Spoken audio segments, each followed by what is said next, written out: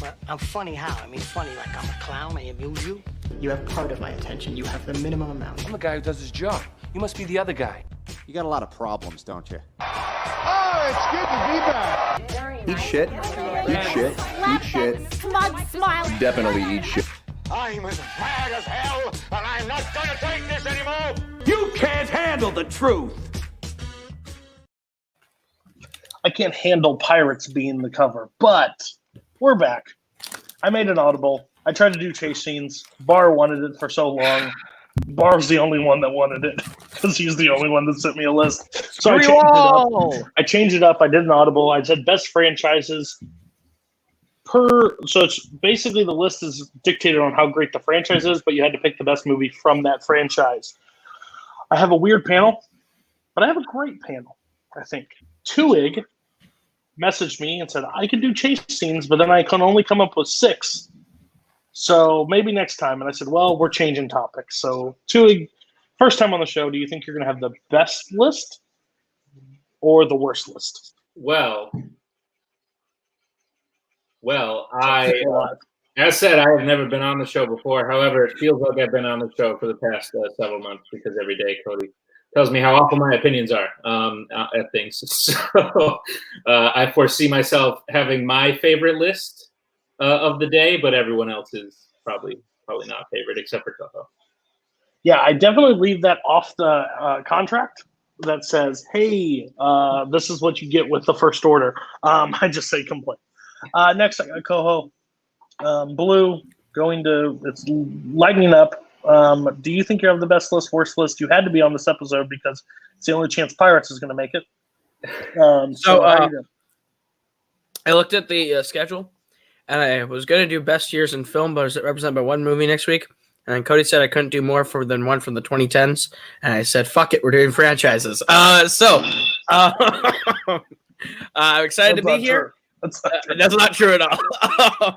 I'm excited to be here with Twohig. I can't wait for us to hate each other more after this show. And Barr and I are already not friends tonight. So next on the list, we got Chance Ellison. Chance, you sent me your list. You've been on the show before. I think you've won the show. You might have won the show. I'm not sure.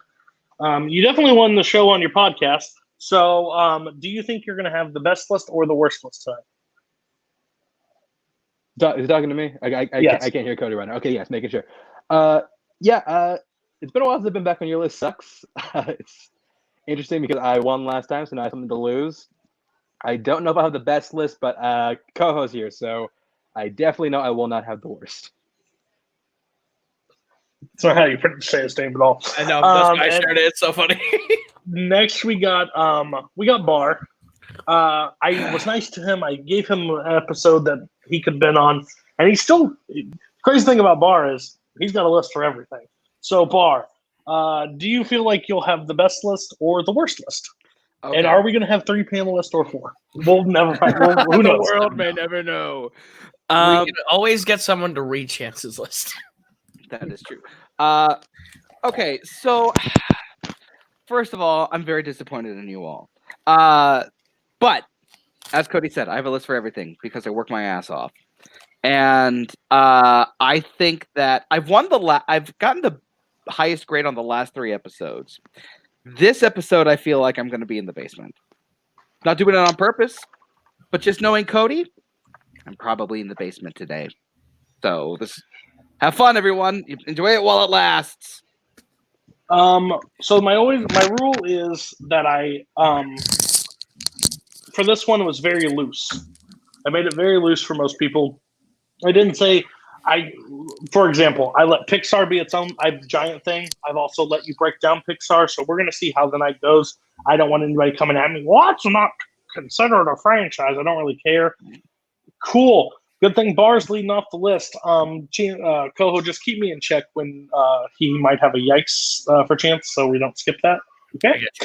So Barr, you're going to start off. You're going to do 10, 9, 8.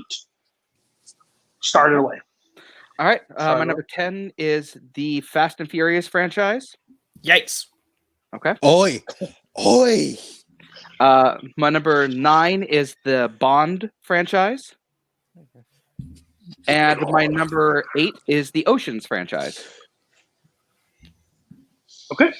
So, so Bond. Yes, there's more. There's a little bit more that are not great, but however, I would argue that almost every single Bond film has at least one high point in it, such as the world is not enough boat chase scene. But GoldenEye, I think, is the perfect amalgamation of like the fun, cheesy side of Bond and the serious side of Bond, and I think it coalesces really well in this particular movie. And as with the Oceans franchise, they're all really enjoyable, really fun films. The first movie being just the fun experience with a really cool heist and really likable characters. So that's why I have the Oceans franchise. So do your job, go. You're on screen. Okay, so together. I can only argue about this to a certain extent. Okay, I got all the way to Moonraker, and I've seen all Craig. Okay, so I'm missing a portion. I know that for a fact. But I'm going to be honest with you. For Timothy Dalton and Pierce Brosnan to raise this to a level of where it's at right now in my eyes is impressive. This thing is garbage for the most part. Garbage. Moonraker made me question cinema. Moonraker's probably in like the bottom 3. Yeah. No, not bottom 3. It's one of the worst movies I have ever watched in my life that has a fandom behind it. I guarantee the person that wrote these scripts is a horny male that sits in a basement that just writes them. There's literally a person called Dr. Goodhead. I'm sorry, that is insane. I get it. And anybody that has the argument of Roger Moore's the best Bond, Roger Moore did the most of these, and they're terrible. Terrible. I don't even want to see what Octopussy's all about. So, oh yes, you do. So, I'm gonna be honest with you. I hate your choice at 9. I don't think it should ever be considered. I love, and I hear Timothy Dalton does a great job, and I understand there's good things in Pierce Brosnan's, and Daniel Craig is amazing. The first half, woof, most of the time. So, your next one is Oceans. Oceans, you absolutely love Oceans. 8 is probably the correct move because I think you have to count Ocean's 8, and I didn't like Ocean's 8 as much. Like, I think it was a low point in the series. Just, I love how I don't like 12 either. I don't like 12 as much as most. 13 and 11, I think, are fantastic heist films. No, like heist movies. I think they're fantastic. Danny Ocean, the entire gang, they all have their little parts. So I don't mind it at 8. That's not a bad choice. All right, Chance, we're going to hope your Wi-Fi holds up here. It should. And I can hear 10, you, 9, 8. which is great. Cool. That's great. Okay, so my number 10 is Mad Max. My number 9 is Evil Dead. And my number 8 is Middle Earth. Yes, okay, Middle Earth. Yikes. Okay, that's what I thought. So yeah, going to Mad Max, I think this is an interesting evolution of a franchise because this is a movie where, I mean, it starts off as like a small town revenge thriller, and then you get to Road Warrior. It's like men in assless chaps and hockey masks, and it just gets like weird and crazy, which is kind of things going to carry on my next one. But I'll get to that when I get to it. But I do think that these are actually like pretty influential as far as action movies and like car chases and just like putting together like incredible like action sequences with like vehicles and all sorts of kind of factors. My representative is Fury Road, which I think is one of, if not maybe the best action movie of the decade, one of the best of all time. I think it's a fantastic film.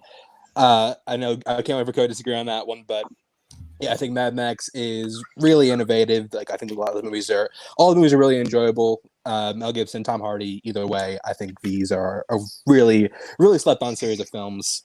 And going to my next one, Evil Dead. Evil Dead is my favorite horror franchise.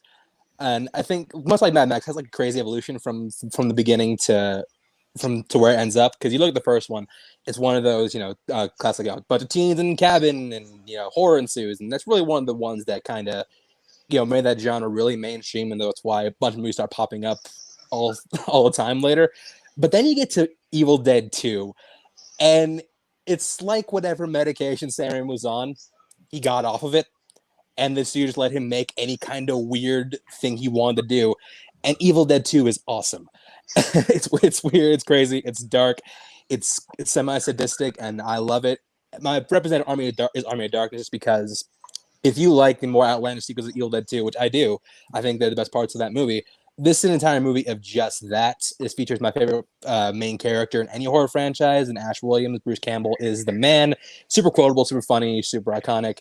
And even the remake by Fede Alvarez, I like a lot. It basically plays like a big budget, Hollywood mainstream gore movie, which I do really like. So, yeah, Evil Dead. It's a great franchise. Okay, so 10. We'll keep the record put up. I won't go too long. Mad Max Fury Road is one of the most overrated movies of all time. I don't care, black, white, doesn't matter. I think it's art over substance. Like I said, a whole travel for a whole war over gasoline, and no one fills up these 18-wheelers at one point, but they can shoot fire and have people playing guitar and back and forth, blah, blah, blah. Thought it was boring. As soon as they go to the dark, like it goes night and everybody's just talking, I fall asleep every time. It's awful. I haven't seen the other one, so no. You haven't seen any Evil Dead? No, well, hold on. Well, I'm talking about Mad Max. Now back to my next one. I'm sorry. Now you can have that reaction. I've never seen an Evil Dead film. I'm not surprised. I'm not surprised.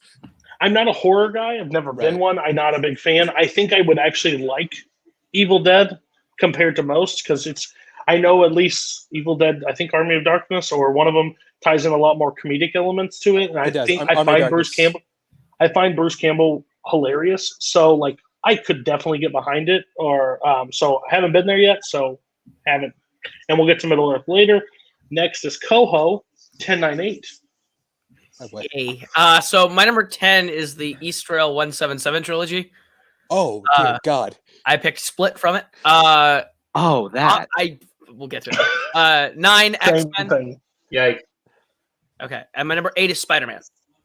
Jeez. Wait, Spider-Man, like the Raimi Spider-Man? Or like Spider-Man. Yeah, Spider-Man. I let everybody include like Batman, something like that. You can include them all. So we did Spider-Man. Okay.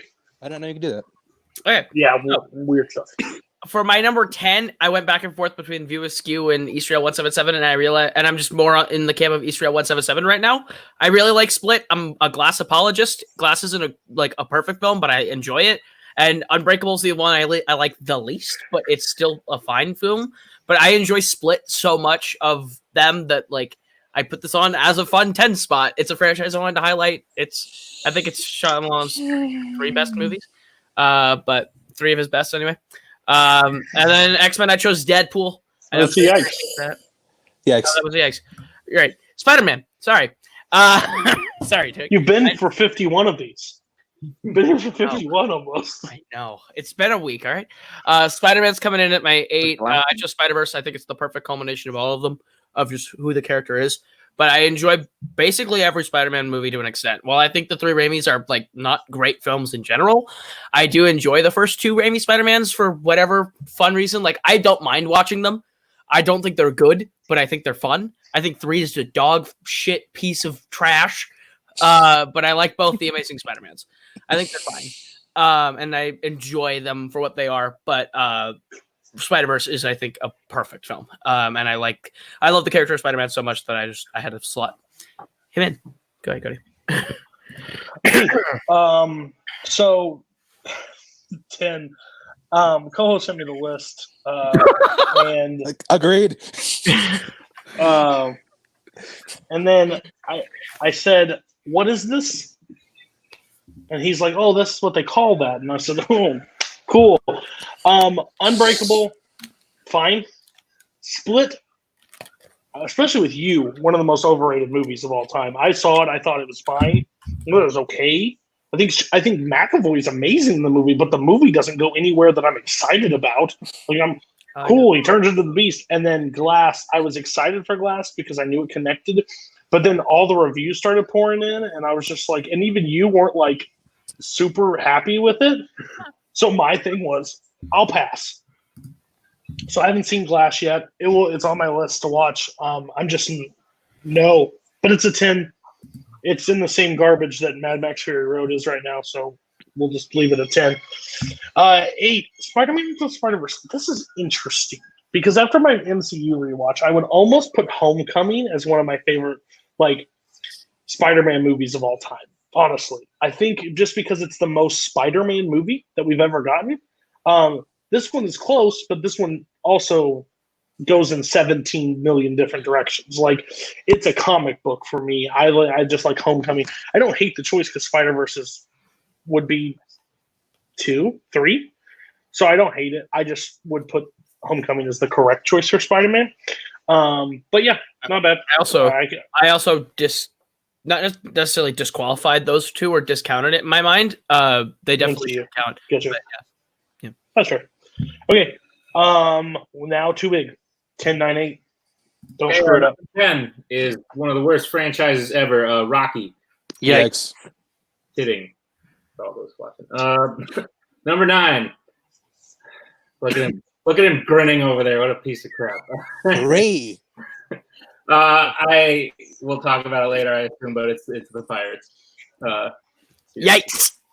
Yikes! Of course. Wow. No surprise. Yes. You know the last 2 count, right? Okay, I'm just curious. We'll get there.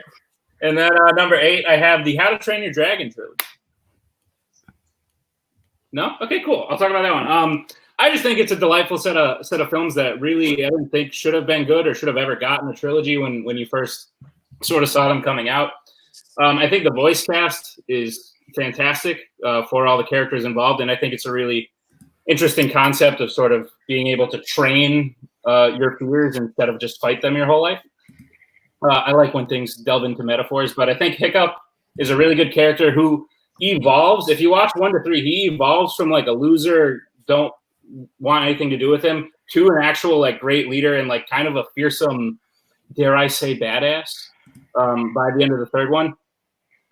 And Toothless. I think Toothless is one of the most adorable, coolest characters created in animation over the past several years. Yeah, I've gotten crap for this because I said, y'all should be embarrassed. I don't know what that is. 2 is definitely the best. Which one did you put for How to Train Your Dragon? I put How to Train Your Dragon 2. The second one. Okay, yeah. I absolutely love 2. Some people hate it. I've been on record that I actually like the first 3 How to Train Your Dragons better than the first 3 Toy Stories. Oh. I know that's some hot take at times, but I actually really enjoy the series. I don't like where they go with 3 in Toy Story. We'll talk about that at a later point. But How to Train Your Dragon, I think, is just awesome. I think this, and I think because I had no expectations for the films. I think that's why. And then they started building, and I didn't watch them right away. I watched them pretty much 1 and 2 back to back, and fantastic. So love How to Train Your Dragon. Okay, so now the gloves are coming off. Everybody gets to throw jabs at Koho, so this is fun. But we're going to start with Barr, and Barr already had a terrible take that I haven't been able to talk about yet. So start with your 7. My number 7 is the Batman franchise. I have it a little higher, but in the same range. So okay, so you'll both talk about it. Mm-hmm. So what? Okay, you picked Batman 89. Mm-hmm. Yeah. Freaking yikes! And you picked what? I picked The Dark Knight. Okay, Batman's by 4. Okay, so Barr, go ahead and talk about 89, and then we'll go to Koho, and then everybody gets to talk. Okay. So the franchise as a whole, I really enjoy this franchise. I know that there's 2 really bad ones, but one of them I still kind of enjoy because of how bad it is. But 89 is my favorite one, mainly because I think Keaton's the best Batman. I really do. I think Keaton is the best Batman, and he's the best representation of the character. And I know that Heath Ledger's Joker is better, but I still find the performance that Jack Nicholson gave as the Joker still really engaging, and it's a really fun watch. So yeah, Batman, my number 7. Koho, don't say anything against that. Just talk about The Dark Knight. Okay, so The Dark Knight, I think, is easily the best movie with Batman in it that's ever been made. It's a franchise I love every single installment for what it is. There's a couple that I don't like that much or go back to, but the ones that I love, love. The Dark Knight trilogy as a whole was something I considered putting, but I included all Batman, and The Dark Knight, I think, is the best one because it's just the story that they do makes Batman feels so much more realistic, and it builds upon Batman Begins in a way that I think makes that world so much more realistic and lived in.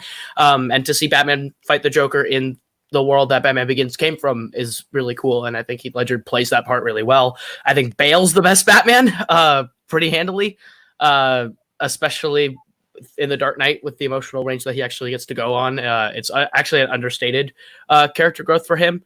But yeah, I think The Dark Knight's a phenomenal film, and that franchise is one of my favorites. Okay, so I get to talk first.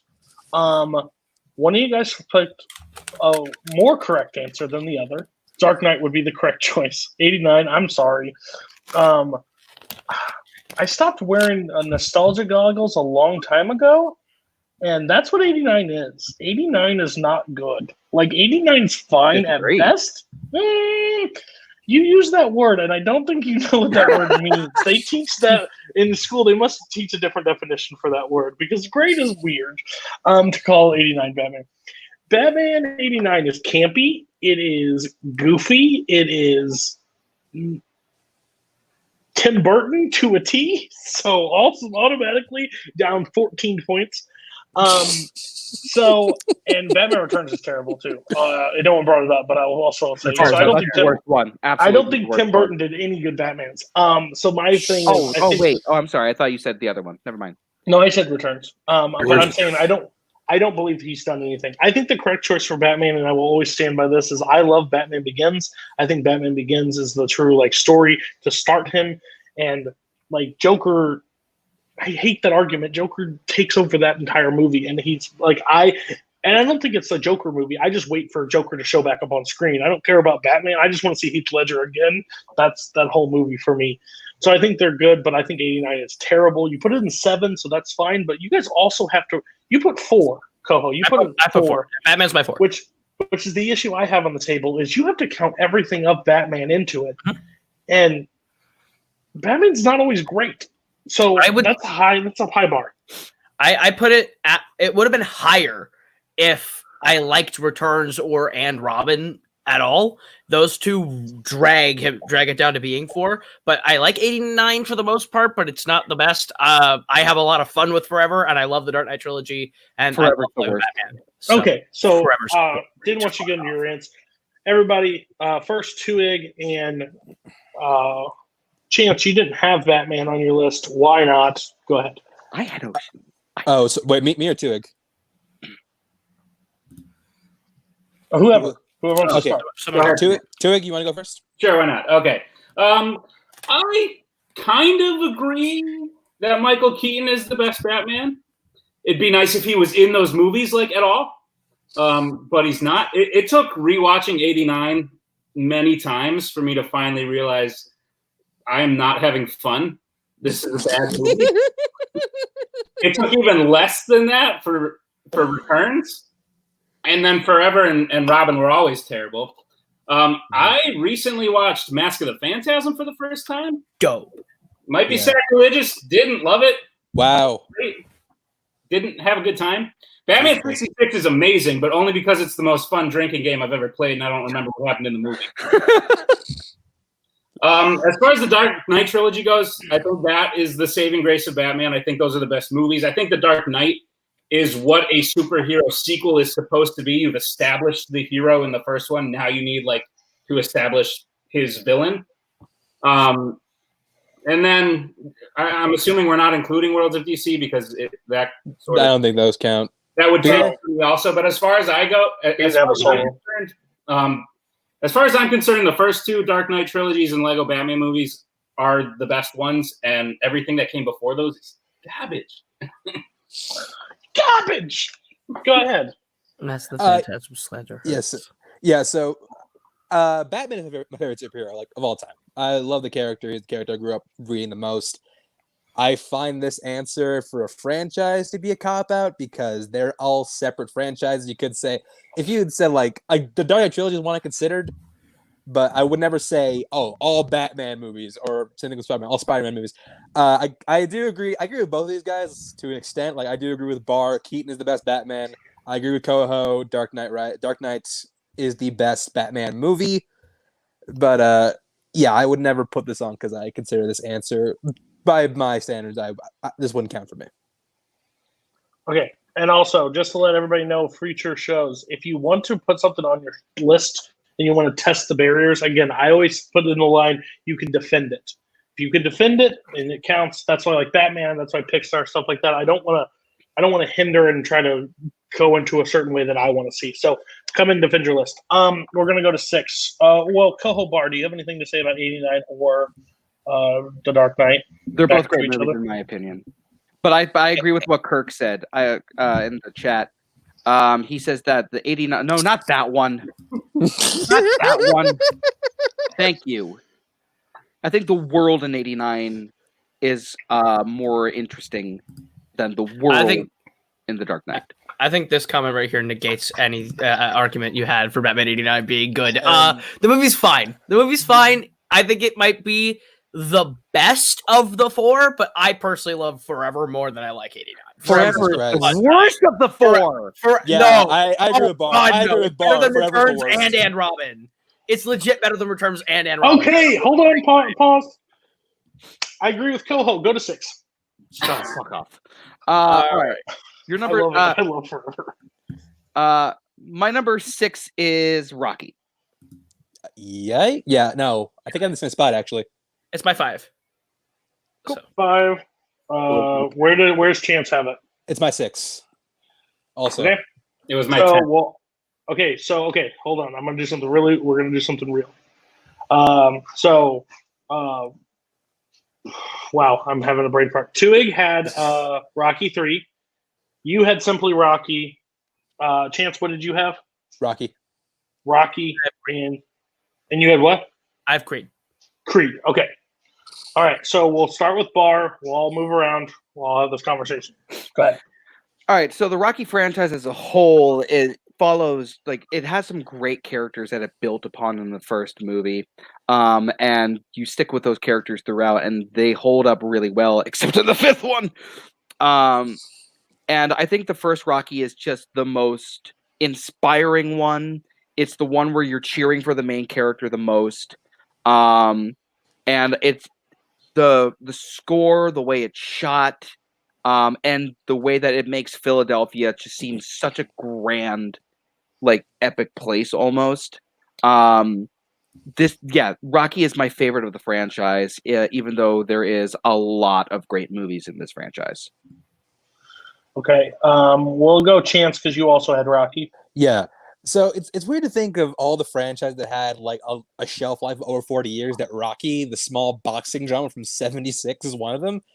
Because, yeah, it's... And I think the reason is, one, everyone get behind an underdog story, sports movie, so there's already inherent stakes. I think the character of Rocky is identifiable. I like the relationship between him and Adrian. I think it has some true side characters like Paulie... I'm blanking on his name. Burgess Meredith. Mickey.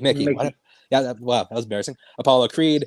And you look at the journey of those films, like the first one, like Barr said, so inspiring, just so, like, makes you want to just go out and just go do. Rocky 2, which is really better than it had any right to be. Mm-hmm. And Rocky 3, he runs on the beach, chases Apollo. 4, he beats communism. 5, Tommy Gun, whatever. And even when it came back, like Rocky 6, or Rocky Balboa, it was again surprisingly good, better than it had a right to be. And then bringing it back with actually, I'll save the Creed talk for when Koho goes. We'll go Twohig. Sure. So I like this franchise quite a bit. I agree with everything said about the characters. The reason I have it so low is I find myself, the more I watch these, I find myself getting sort of impatient, waiting for the fight to happen. I'm not going to go so far as to say everything that's not a fight is filler, but there's some good moments. There's some great lines. There's good character interactions, but there's a lot of it that I feel like could be cut out, especially from movies that only get to be around 90 minutes the later you go in the franchise. The reason I have it on the list at all is because the comeback story, the character of Rocky, the battle, the fight to win. Like, I think the fights in Rocky are some of the coolest things to watch. Rocky, like the series, not just the one movie. Should I talk about Rocky 3 at all? Or Yes, you should. No, talk about your Rocky. Oh, okay. Rocky 3 is my favorite. One, you get two fights. One, I think Clubber Lang's a cool villain. I think Mickey's death is, in many ways, is more impactful than Apollo's death. That's not to say Apollo's isn't impactful, but Mickey's really hit me first. Obviously, because it came first, but it still hits me a little bit harder. And I think him overcoming Clubber Lang was really where it needed to go. Like, once he won the championship from Apollo, everyone was kind of like, okay, franchise dead. Like, there's nowhere to go from here. Only Clubber Lang could then create that next obstacle he had to get over. And then I love the Creed movies. I think bringing it back with Creed, with Apollo's son, was the perfect way to continue the franchise, and I hope it does continue. Go ahead. Yeah. Okay. So this is one of my favorites. It's 5 for a reason. I like the first Rocky. It's good, but Rocky 3 will be my favorite of the main 6 Rockies. It's the perfect blend of the realism of the first two and the kind of cheesy camp that comes after, and it walks that line perfectly. But Cody said it like 80 times over the last 3 days. I am a Creed apologist, or I guess a Creed lover. Those two are, I was about to say.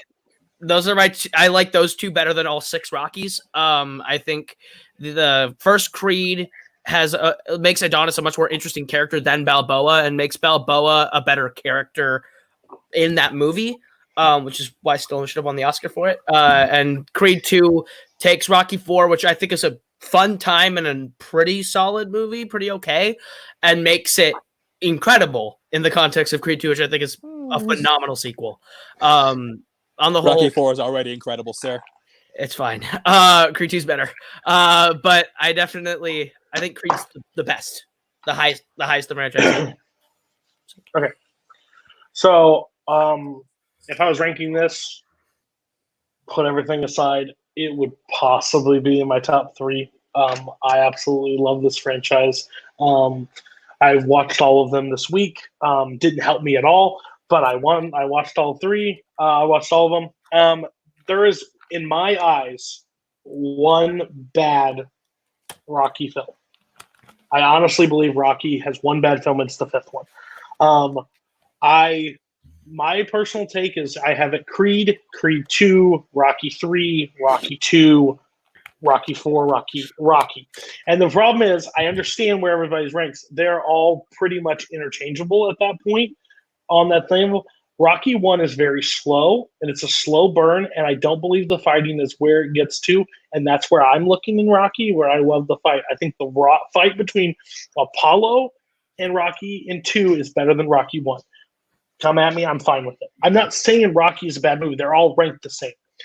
But I'm with the other 2. Rocky 3 is my favorite Rocky. I think it has something, Mickey's death, Clubber Lang, this intense thing. The only reason why Creed has now went up above both of them is because Donnie's story is way more impactful and way more grounded and has way more stakes than Balboa has at all through all of his films until Balboa.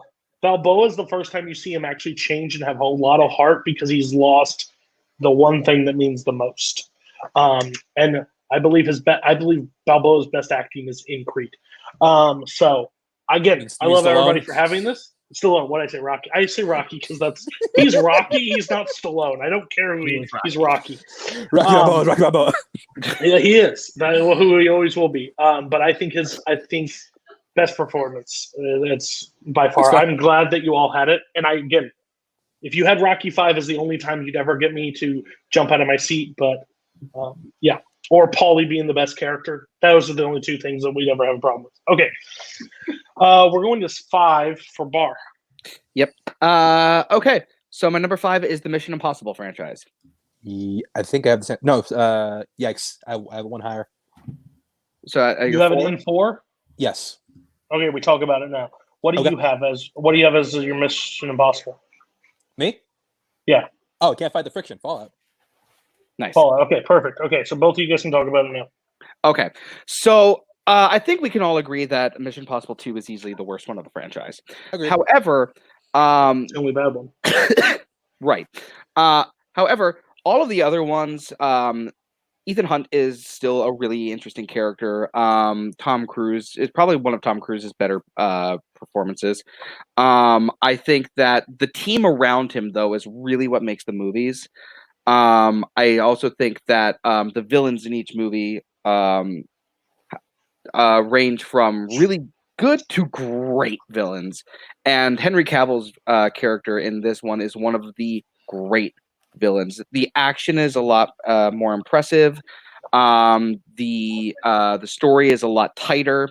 And I just think that as a whole, this franchise always has something to build on, and it keeps impressing me as it goes along. Yeah, and to add on what Barr said, Fallout, I remember I saw it in IMAX, and there were points where I forgot to breathe. I was just like so intense. And yeah, I think the one reason this, no, first of all, because the one thing that matters in any of these movies is Tom freaking Cruise. Like, he is a guy who is constantly pushing the boundaries of himself and filmmaking. Like, you see what he does in all of these movies, whether it's climbing up a rock, climbing up a helicopter, jumping out of a plane 40,000 feet in the air. He's always trying to give the audience something new and exciting. I appreciate that. He's great as Ethan Hunt. I agree. I think the chemistry as a team is always awesome, and look at the journey this franchise gone. Because you remember when Mission Impossible was made in '96, that was a time where like a lot of older TV shows were getting rebooted, like the Mod Squad and the Avengers, Beverly Hillbillies. And to think that this one caught on the way that it did, it's great. I mean, even after 2, which I don't think is good, but at least like a balls to the wall, like crazy movie, and bringing back with 3, and then what McQuarrie did with his movies, I cannot wait for 7 and 8. Those are going to be incredible. They're going to change the world. This franchise this is the best spy franchise of all time. Like James Bond, fuck off. Ethan Hunt, all day. 1,000%. 1,000%. There's not even a close comparison to this. I think I might like Rogue Nation better. Oh yeah, well, actually, it's acceptable. Acceptable. That's my 3, but that's fine. Okay. I don't believe somebody that can have Fallout and go, because literally without Rogue Nation you don't have Fallout. That's okay. And Rogue Nation is, I think I like it. I also like it's great. 3. It's great. I also like awesome. 3 because Philip Seymour Hoffman is the best villain that the series has ever had. Agreed. 100%. Yeah. I do not love Roger Moore.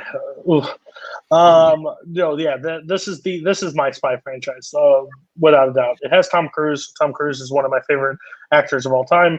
The man is the action hero we don't deserve, but we need. Can't argue. I'm a little upset that maybe 2 of these people didn't have it on there, but it's fine. 2 is bad, but there's not a bad one after that. I don't think. I think 1, 3, 4, and 5 are fantastic. So, and 6. So, okay. Koho, why don't you have this on there? I like 3 of them a lot. I liked Fallout, Ghost Protocol, and 3. And I think the first one's fine. It's good. I just don't go back to it. And I don't like Rogue Nation. I actively dislike Rogue Nation. So much so that after Rogue Nation, I didn't really want to see Fallout. So I was really pleasantly surprised by Fallout. So I guess the weakest of the last 3. But wow. To me, like Ghost Protocol was the one that got me into Mission Impossible, like the one that I loved so much that I went back and watched the other 3. So like to me, I had seen the best one up to that point. So those 3 just weren't as good.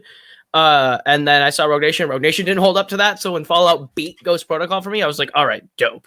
I like these movies. I wouldn't be ready to put it in my top 10 favorite franchises yet. I don't have the Mission Impossible loyalty yet. They haven't got me in. I can't wait to roast another one you have higher than this or on the list at all. Waiting for it. Rogue Nation. Wow. Much hate. Also, Chance, are you legally allowed to say James Bond fuck off? Yes. I feel like someone's gonna come kill you for that one. It's in my contract. Okay. They're easy trivia. That's why they have it on the wheel. Okay. Go ahead. Twohig, why no Mission Impossible? Yeah. Let me tell you a quick little story. I live in San Diego, about 2 hours from Disneyland. Went to Disneyland once, and I rode the Incredicoaster for the first time. It was great. Me and my friend, we just hopped in the single rider line and got right into the front. It was dope. It was awesome. Thrill, energy rush, great. I was like, let's do it again. We did it again. And then we did it again. And after about 6 times, I was like, this is still fun. But like eventually riding the roller coaster sort of wears off. And that's kind of what Mission Impossible has done for me. Coming from the guy with pirates. Shut up. Pirates. The majority of people will not say Ethan Hunt. The majority of people will say Tom Cruise. The majority of people will say Ving Rhames, Simon Pegg. Those characters are nothing special. The stories, granted, I haven't seen each film that many times. Jesus. The stories are similar. He leaves the agency, and then they hunt him down, and then he gets back with the agency, and then he finds the bad guy. I agree. Pirates isn't similar at all. That's not at all what happens. I am about to go to war off. with all you motherfuckers right now. You're starting shit. Let's go. Come at me with that paper mache sword you have. I don't dislike the Mission Impossible franchise. I agree with everyone. 2 is the only bad one. The rest are actually pretty good. But for me, I need a little bit more than action and thrills for it to be a great franchise for me. And that's just Mission Impossible doesn't quite get over that ledge, So. Jesus. Then I've never been more I'm sorry. happy about Nick Twohig in my Barr, life. can you just say your 4 and let's go? Well, okay, I'm going to be able to talk about my 4 because I would be willing to bet money no one else has this on their list. It's the Thin Man franchise. You'd be correct. Yeah, I figured as much. Okay. The Thin Man franchise is a series that started in the 30s, the mid-30s, and actually worked its way into the 40s. It's got 6 movies. It is the characters of Nick and Nora Charles are one of the most believable couples I've ever seen in movie franchise history. The stories are fun. The mysteries are always really interesting and intriguing. I think the first one is the best example of the chemistry, the characters, and the mystery that surrounds the entire franchise as a whole. It's also really funny and really well shot and really well told. If you haven't seen the first one, at least watch the first one. Yes, Professor. I'm just gonna save you time. I haven't seen this, so I haven't seen it. Figured. At 4 is disrespectful because They're all great. There's not a bad. I've seen the first Thin Man. I agree with everything you're saying. I just haven't seen any of the sequels. Where's Holtzman? Holtzman will come yell at Barr for it. Dude, this was the fastest 4 ever. Also, well, Koho, give us your 7. Alrighty. Isn't that me now? Oh wait, no, Chance. We're at Chance now. Oh, Chance, you're right. Sorry. What am I, chopped liver? Kind of. No. Okay, that's fair enough. Fair.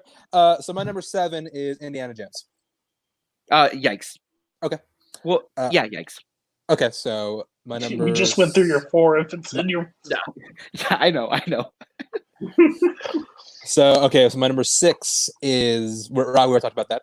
My number 5 is it's the Wizarding World. Yikes. Okay. And my number 4, we already talked about it, so I'm done. I guess. You are chopped liver. We're moving on. Oh my God. What's your 7? All right, I'm ready to get this one. Yikes. Star Wars is my 7. Yikes. Yikes, you There dick. it is. Wow. You have this lower than Pirates. Oh, baby, it gets He worse. has it lower than Fast and the Furious. Number 6 is a yikes. Fast and Furious, Dude, baby. Dear Christ. This hurts. All right. Star Wars we're going to talk about later, but all I got are 4 words for you. The Rise of Skywalker. Fast and Furious is the most unique movie franchise to have existed in the 21st century. The first movie is like a Point Break movie. It's fun. It's a fun film. It's good. It's fine. Too Fast, Too Furious. balls to the walls insane. Tokyo Drift, we're fucking on it, baby. We are rolling into Tokyo, and I've lost everyone, and I don't care. This is my show now, bitches. Fast and Furious 4, Dom becomes a detective. It's actually the most character-driven one of them. Fast 5 is ballers. The moment where we finally become superheroes and car heisters around the world. 6 is the one I chose because it's the best one. It takes the mold that 5 sets and makes a movie that combines the kind of the heart and action of 5 with sort of the character work of 4, and is actually a fun time. 7, don't like. Sorry, 7, bad. They throw it all away. 8, also pretty oof. Hobbs and Shaw, it exists. It's fun, but it's not Fast and Furious to me. But Fast and Furious, they're not good. They're not good movies, but these are fucking fun movies, and I love these movies. Okay. Go ahead, Barr.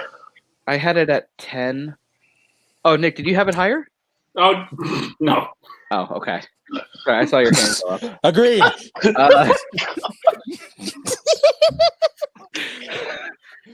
Carly, I love you.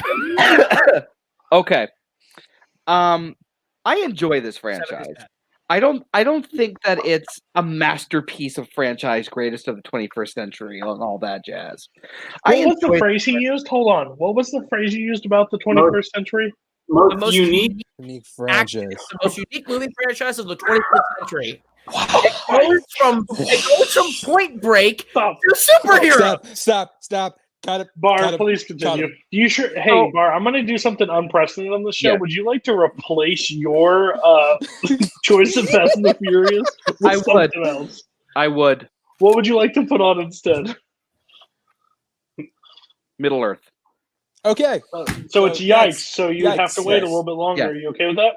Yes. Okay. Perfect. Unprecedented. Cole, you're one of the dumbest people I've ever met in my life. And with being the most intelligent person. You say shit that doesn't make sense. There's no broom, big boom, boom action. Fuck you.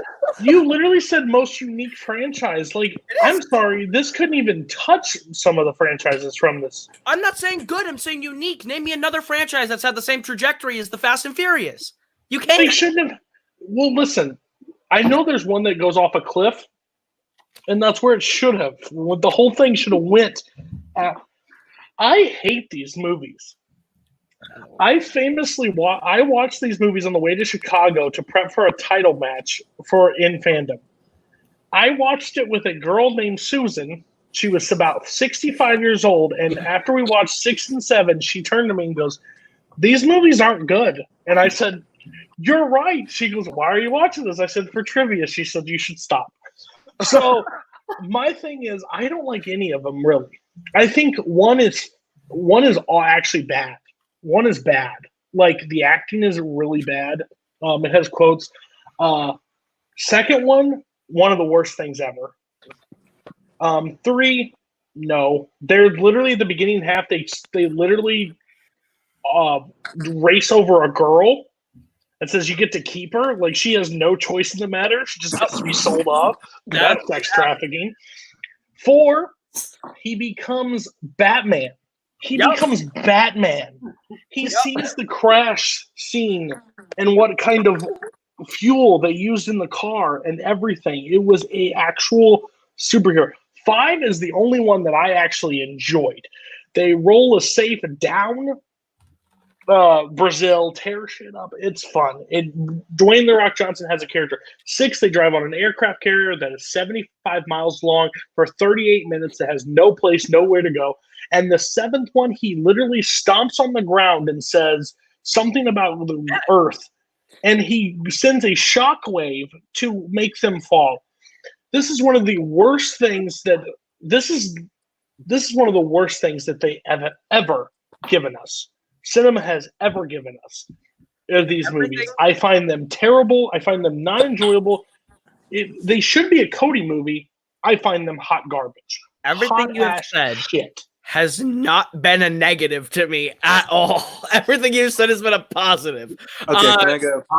I need to address Paul. No. 7 is a legitimately bad movie because it throws away the franchise. There you go. It throws away every character development. Can I go first, Cody? I don't care. Somebody go and do not be nice. So, I'll admit, I like everybody else here on this panel. I tuned out for Koho's presentation, but I'm going to quote one of my favorite movie lawyers, Vinny. Everything he just said is bullshit. Like the baffling thing about this Koho. Objection. Kind of thing about this is overruled. Like you just admitted the movies in this franchise are not good. You had above Star Wars, which great. Like they're not good. They're great movies. Great movies. But no, like this franchise to me, I always say it's 5, 7. What's the difference? Like it's every movie. It's vroom boom ass. All these movies are vroom boom ass. Like that's it. That's all What's these the problem movies with that? are. They're not because they're not good. That's the problem with it. They're not good. All of them I feel like you don't have a sense of fun. Jesus Christ. Okay, Barr, council, want to take over? Sure. Barr? No, you can go ahead, Twohig. I'll say mine. Okay, I just wrote a few things down. Maybe I should go then. Okay, go ahead. Okay. Yeah, go ahead. So, I don't hate this franchise. I actually like 7. I like 5. 5's got one of the best movie chase scenes in movie history. And I kind of like 2. I don't think that they're like the greatest form of cinema, like auteurship. But they've got some fun to it. However, to hype this up the way you did, and having seen the movies, it doesn't match the hype that you're building for it, buddy. Yes, it is. Nothing. I love your argument. Yes, it is. Nothing I've said about this franchise has been incorrect. All right, my fellow counsel, Nick Toohey, you can take over. Okay. Do you remember that story I told about the Incredicoaster? Now imagine the same thing, only I didn't like it the first time. You say 7 is the worst movie in the franchise because it throws away the franchise. Would you say your mom is the worst mother for throwing away all the old rotten food in the fridge? No, you wouldn't. When this list I do. I would. When this list was chase scenes, I watched one clip. I don't remember from which Fast and Furious movie it was from. And I said, why am I doing this to myself? I'm going to tell Cody I can't think of a list. The show was born. And then unique is kind of like saying, that's interesting. End of rant. Your Honor. 7 throws away everything 6 sets up. That's all I'm saying. 7 is the one that everyone thinks been building up to. Yeah, and then they just throw away Thanos. They throw away. Twohig just made history. That was one of the best responses ever to Fast and Furious. Okay. 5 was Rocky, 4 was Batman. I'm done. Twohig, go ahead. 7. I will say, Nick Carly, I respect you. When we were a teammate, one of his main responsibilities was handling Fast and Furious trivia. My 7 is X-Men. Yeah, that was X-Men earlier. So yeah, this is where we talk about it. I think. Where we talk about it? Okay, cool. I know what people are going to say. There's bad. There's good. There's in between. For me, there are 2 unwatchable movies in this entire franchise. Yeah. That's The Last Stand and that's Dark Phoenix. The rest, even the ones that are not great, and I know what people are thinking, I am very much in the minority. I kind of love X-Men Origins Wolverine. It's bad. Jesus. Yeah, no, you're the vast minority. It's bad, I know, but I have a good time watching it. And that's what the franchise means to me. I know Cody's going to say nostalgia glasses. Someone's going to say nostalgia glasses. I still have a good time watching these movies because the characters are well acted. Most of them, not all of them. Take all of this with a grain of salt. I'm not saying everything is all good or all bad, but Hugh Jackman's great. Patrick Stewart's great. Ian McKellen's great. James McAvoy's great. Michael Fassbender's great. And so I put X-Men Days of Future Past because I think it's the coolest blend between the 2 phases of X-Men, which you get throughout the franchise. And it's the coolest story. And I think it's the well-acted. It's the one where Jennifer Lawrence hasn't given up yet. And I think, especially if we include Deadpool in this is one of the most unique in a good way franchises. I feel bad because Koho is about to join my team and then everything, but go on. I love the X-Men. Yeah, I had that at 9. I chose Deadpool as mine. But I'm 100% with you. I like these movies for the most part. I think that for the most part, they're fun action movies with good characters and fun dynamics. First Class and Days of Future Past are 2 legitimately very good movies. Deadpool's my personal favorite one. I enjoy Ryan Reynolds and the humor within it. I don't like Deadpool 2 as much, but it's still whatever. I thought the unwatchable one you were going to say was Apocalypse, because that's my unwatchable one. Last Stand and Apocalypse are the 2 worst ones for me by a landslide. I think Dark Phoenix is fine. But at the end of the day, Hugh Jackman as Wolverine is one of the best characters in comic book history on screen, as well as Fassbender's Magneto and McAvoy's Professor X, and even Patrick Stewart and Ian McKellen's versions. I love the dynamic between the two. I love the different versions of the X-Men that are on screen together. And I think it makes for a really fun interconnected franchise. You can say the timeline is off as all fuck, and it is. The timeline does not make any sense, but I turn my brain off and I enjoy each movie as it comes. For me, that makes movies like Deadpool a better movie. It's like your friend that you like because he can make fun of himself. Exactly. Okay. I find it really interesting that somebody picked X-Men and then picked a solo movie from the X-Men to say it's their favorite. I agree. And then talked about more about the McAvoy and Hugh Jackman than they did Ryan Reynolds' Deadpool. I'm an X-Men apologist. I have been for a long time. It is my favorite team in any movie. I find the X-Men movies. I'm 100% with Twohig. I feel like some of them are bad. But while I'm watching them, I'm never like, I need to turn this off. I need to leave. I need to stop this. No, I enjoy it. I laugh at the dumb moments, and I'm like, why do they do this? I don't watch X-Men Origins as much because I do find that one very frustrating at times because they just gave up. They literally just gave up at points on it. Like, Last Stand is my ultimate bad one.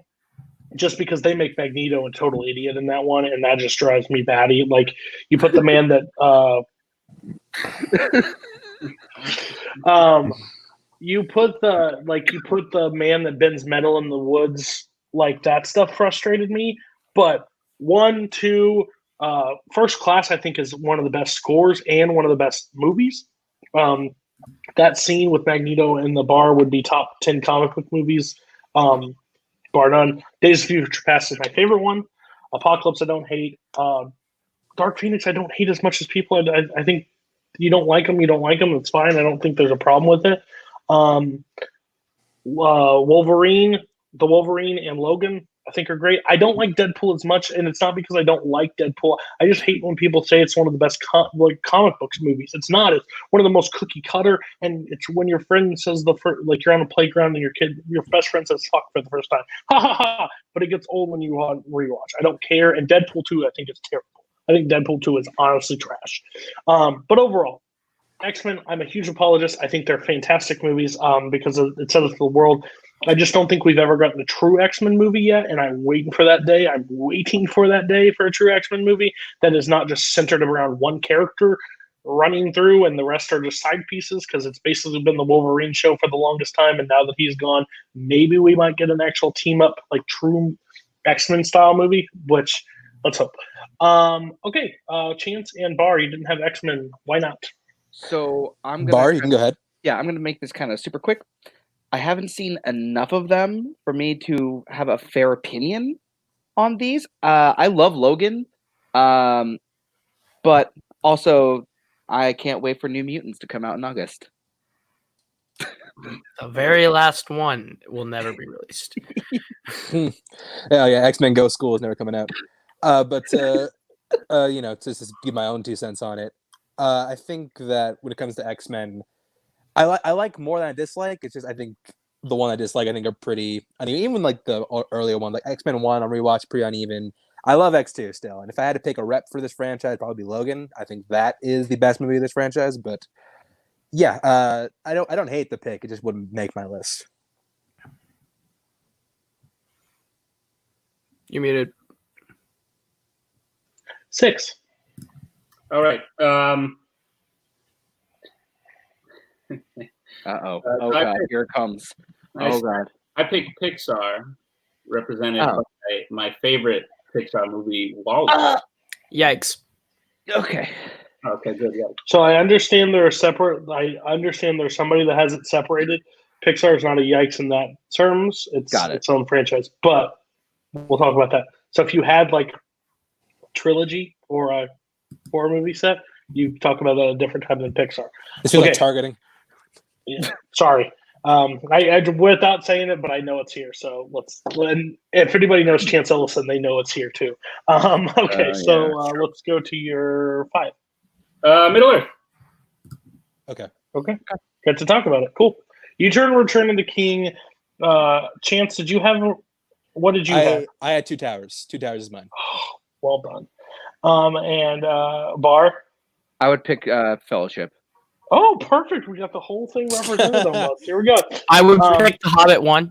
Should we go? Should we go beginning to end? Like, why don't we start with start with Barr? Sure. Yeah, Barr. I mean, yeah, Barr. You can go ahead and start. This. Okay. Here's what I love about the original trilogy, and the Hobbit films as well, is how epic and grand in scale they are. But they're epic in a way that it doesn't get clustered and it doesn't get muddy. And the characters are really strong, especially Frodo and Sam. Sam's the greatest friend in movie history. Let's be honest with ourselves. It's just such a visually beautiful franchise with a really strong story, very interesting characters with great dynamic and great chemistry between the actors. I think the first one is the best one, but I think a lot of these you could pick as the best one. So yeah, building on what he said, I think that you got to respect Peter Jackson's vision, especially with the first one, to take this sprawling epic fantasy book series to go in, right, we're going to film back to back, we're going to really put a lot of money into this. It was a huge gamble at the time. And it's one that really paid off because you can see like all the TLC was put into those movies. Like you can see in the final product, and those movies are great. This franchise would probably be a lot higher if the Hobbits didn't exist. Yep. Not that I don't like the Hobbits, to find them pretty uneven. But you know, talking about just the Lord of the Rings, and Two Towers is my representative because I think that Fellowship, to me, I think it's a great film, but I think at points it kind of drags. Like in the beginning, the setup to get going, it takes a little while. But once it does, it gets really good. I think that Two Towers is just kind of, it keeps that same like frenetic pace going.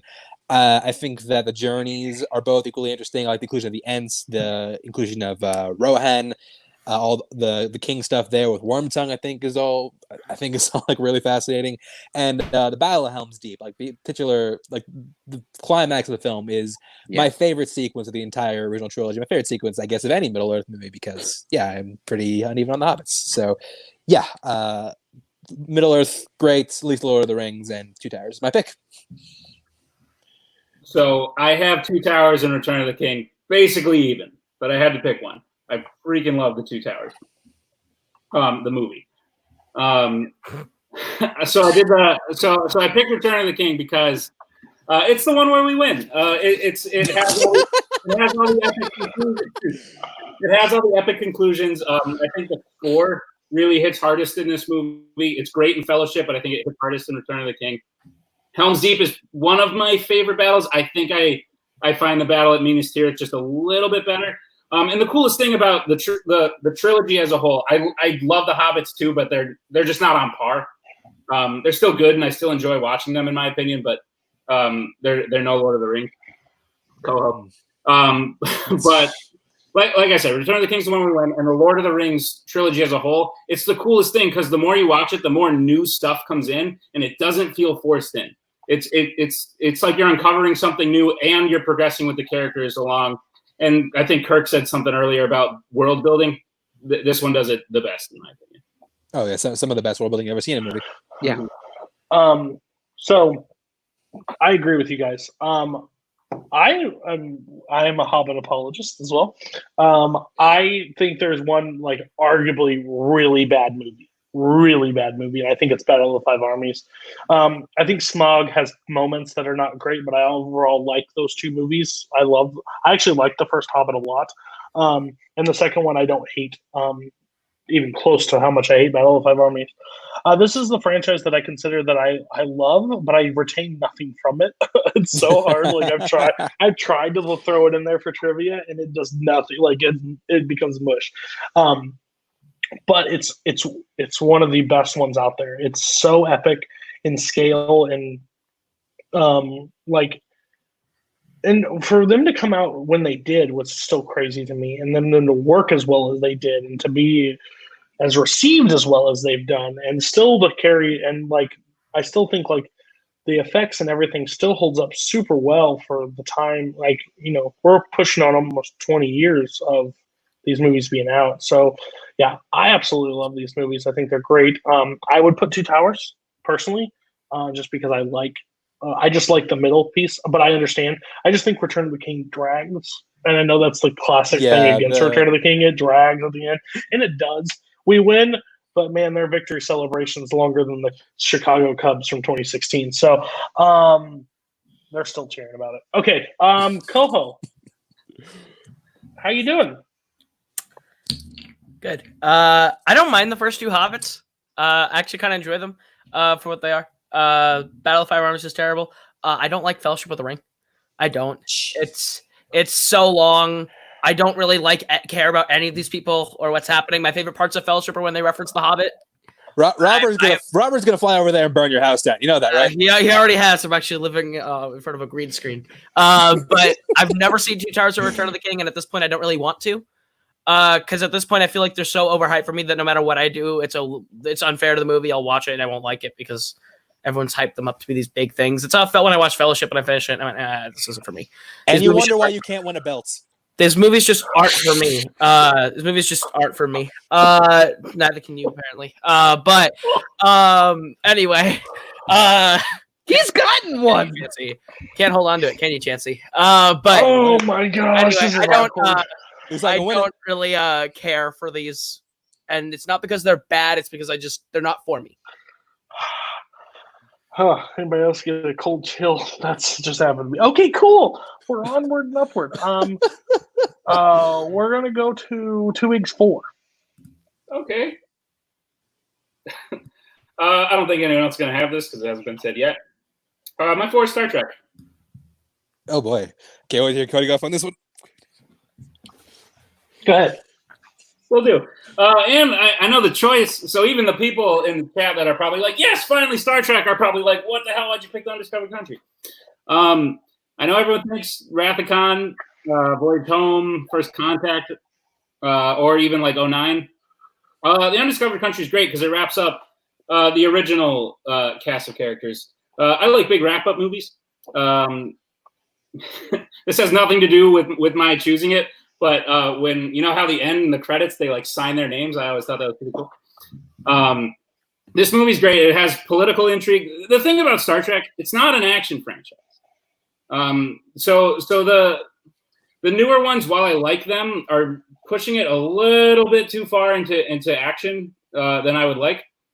But I thought it was always the coolest thing because this is the franchise that gave everyone the ability to like hope and aspire to be. Because I used to watch like old Marvel movies and I'd be like, oh, that's cool. Like I can play basketball, but like I can't like, do what Spider-Man can do. But I was always like, oh my God, this would be awesome. I could be the captain of the Enterprise. It's a different kind of franchise that teaches other lessons, about tolerance and acceptance and leadership and teamwork. And I know not everyone likes the movies, and I know there's some that like hate all of them. The only ones I really don't like are the motion picture.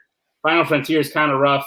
I'm sort of an insurrection apologist, even though it's pretty. Oh God, pretty not great. But Generations is bad, and then I genuinely like all the rest of them. So I've known for a very long time that I'm in the minority on this one, but I genuinely love Star Trek. Whew. Okay. So I watched 7 of these movies. I watched Next Generation, 2 the new ones. I liked the new ones. I thought they were fine. I don't think they're great. I thought they were fine. The 4 Next Generation was a lot like Moonraker. It made me hate film. Jesus. Wow. Everybody said, get to First Contact. You'll be fine with First Contact. Oh, no. I wish the Borg would have killed me. Wow. Generations was so bad where it's just like, uh-oh, Kirk and Picard haven't been on screen today. Bring in the Nexus. Now they're at this log cabin and they're having fun. And they beat this guy. I may get this wrong, but Insurrection has a face-stretching scene to kill people. Yes.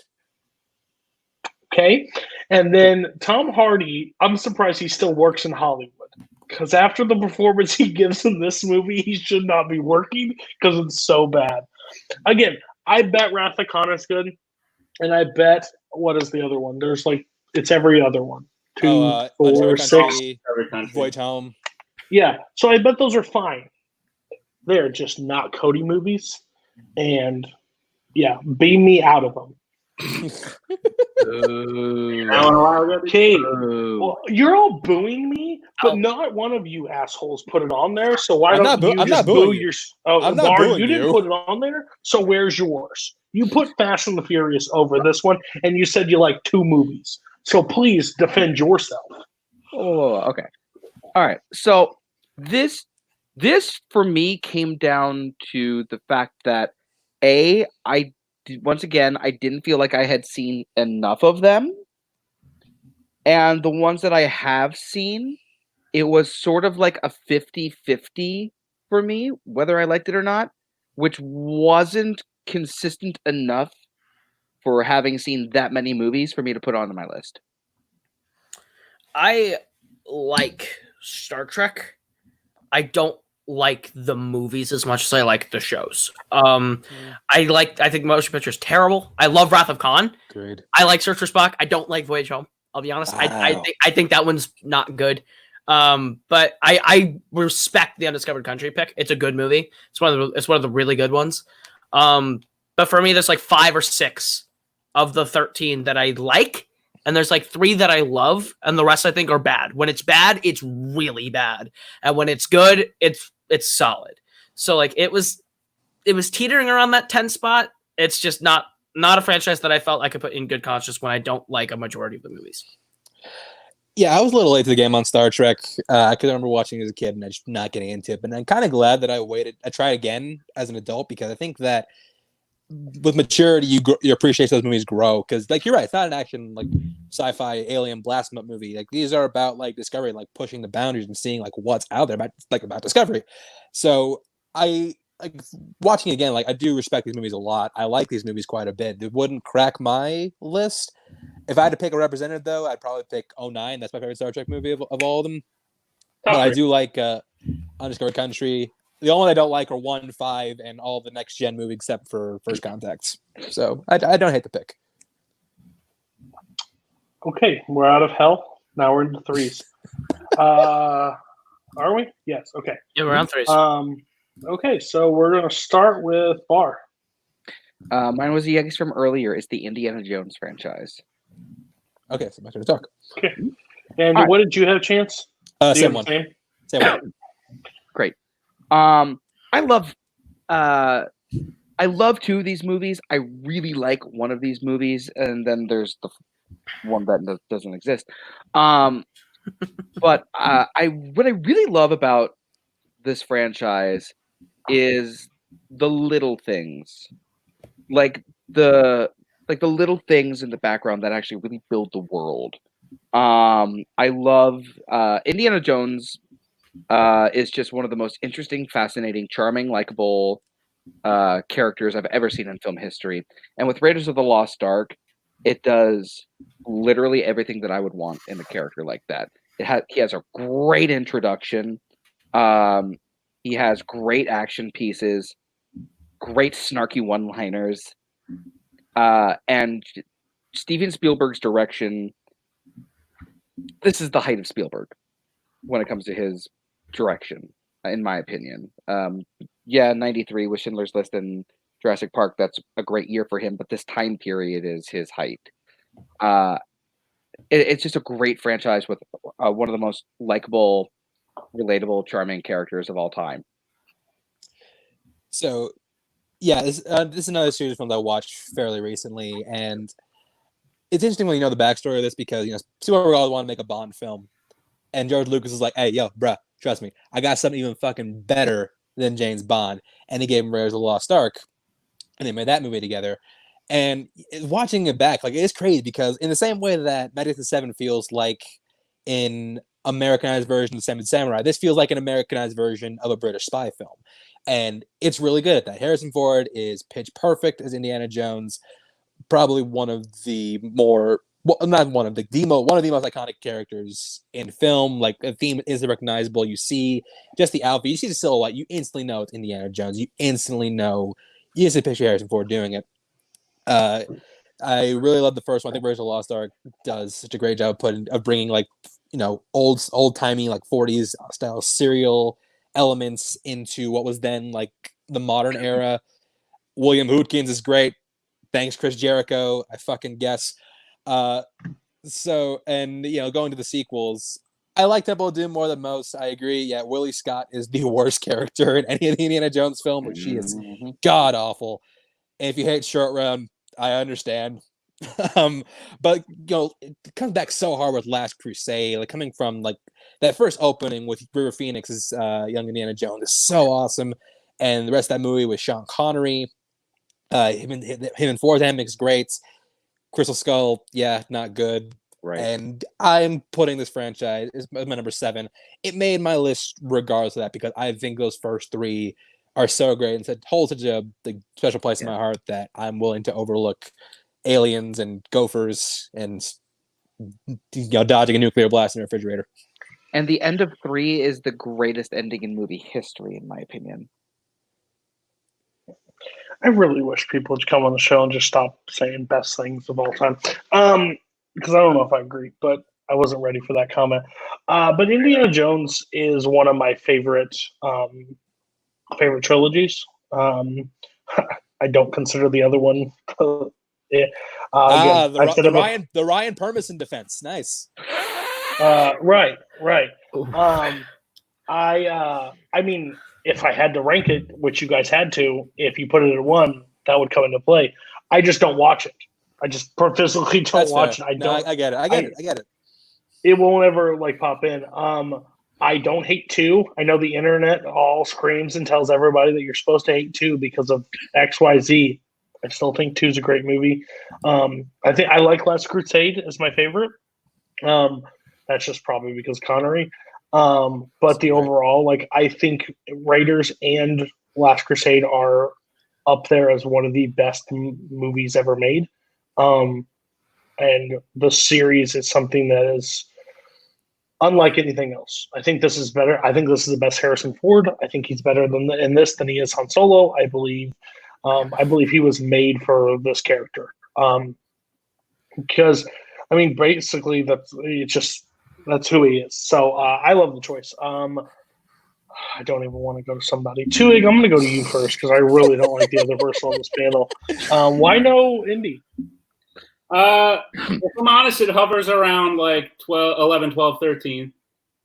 I didn't realize the rules where we could just exclude the bad movies from the franchise. No, it would, like I said, it would still come in. It would still affect your overall ranking. I just physically don't watch them. I was just curious because Barr put it at 3 because one of them doesn't exist apparently, but Oh, that's true. It came out in theaters. I really like Temple of Doom. I really like The Last Crusade. Raiders is probably my least favorite of the 3. Still really like it a lot. Crystal Skull is just it literally like it balances that franchise. Like that franchise is at 0 for me now. That's how bad Crystal Skull is. And I don't love the original as much as everyone else. I still think they're really good. I still think Harrison Ford's really good. I still think it's a fun action adventure time. But yeah, we can't forget about aliens and Shia LaBeouf. And monkeys. We're about to gain more views because here it comes. Koho! Oh, hit him with boy. it. I hate 2 of these movies and I adore the other 2. I think Temple of Doom is the worst Indiana Jones movie, period. The people who defend Temple of Doom are the same people who defend Batman Returns as being good. It's the same level of dog shit because they tried to go dark. Yes, it is. It's the same. It's the Temple of Doom is the Batman Returns of Indiana Jones because they try and do the weird, edgy, dark shit that doesn't make any fucking sense from the last one. And then Kingdom of the Crystal Skull is bad. It's bad, but I like the first. I like all the stuff with Indy back in the U.S. and the Red Scare sort of situation he's in. I like that aspect enough to put Kingdom of the Crystal Skull over Temple of Doom, but both are bad, and I can't put a franchise that I like half the movies of on my list. Best part about Crystal Skull is when he talks about working with MI6 in World War II. Yeah, I also love when he gets into a refrigerator and that old man's hips. I'd rather watch the refrigerator destroyed. I'm just saying that old man. You're not wrong. It's terrible. He can't run. Both are terrible. Shia LaBeouf, terrible choice. Okay, agreed. So we're to Chance's 3. Yeah. So this is no brainer for people who know me. My number 8. Three is the Marvel Cinematic Universe. I'm sorry. Yikes. Okay, it's cool. Figured it was. I'm continuing to be chop liver on this show. So go ahead. You'll talk in a second. Yep. Okay, so we're going to Koho. What is your 3? Pirates of the Caribbean time. Yeah. So I picked Curse of the Black Pearl. It's one of my favorite movies of all time, but I love the first 3 Pirates of the Caribbean movies to the point where they are my Star Wars. I said this on Chance's show. They're my Star Wars. The characters, the story, and the world of Pirates of the Caribbean is one of my favorites to ever exist. When you say, oh, you don't like Mission Impossible because you don't like the characters, but Pirates has no characters. I care about Jack, Elizabeth, and Will more than anyone to ever step on the Mission Impossible screen. Those 3 have such a great dynamic. The relationship between Will and Elizabeth is something I actually care about through 3 movies. Davy Jones is one of the best movie villains, period. Barbossa's a phenomenal character. Jeffrey Rush has a great performance in it. And the reason why this is 3 and not 1 is because of 4 and 5. 4 is dog shit. It is. It would be 1. It would be 1. It would be number 1 if 4 and 5 did not exist. Because number 4, terrible. 5, better, but still not great. 5 at least ties back to the original 3 in a meaningful way, but it's still not good. So, I love those first 3 so much that I would have put this at number 1 in a heartbeat. But the other 2 keep it at 3. Twohig, you had this at low, right? 9, yeah. Okay, go ahead. I got Dead Man's Chest. I've been friends with Mr. Koho for a little bit of time now. It's possible some might say he may have rubbed off on me a little bit, but I hate washing off. I hate aligning with him today. I really like. As you should. I think it improves upon the first one, which is also a very good movie. 50% of At World's End is absolute garbage.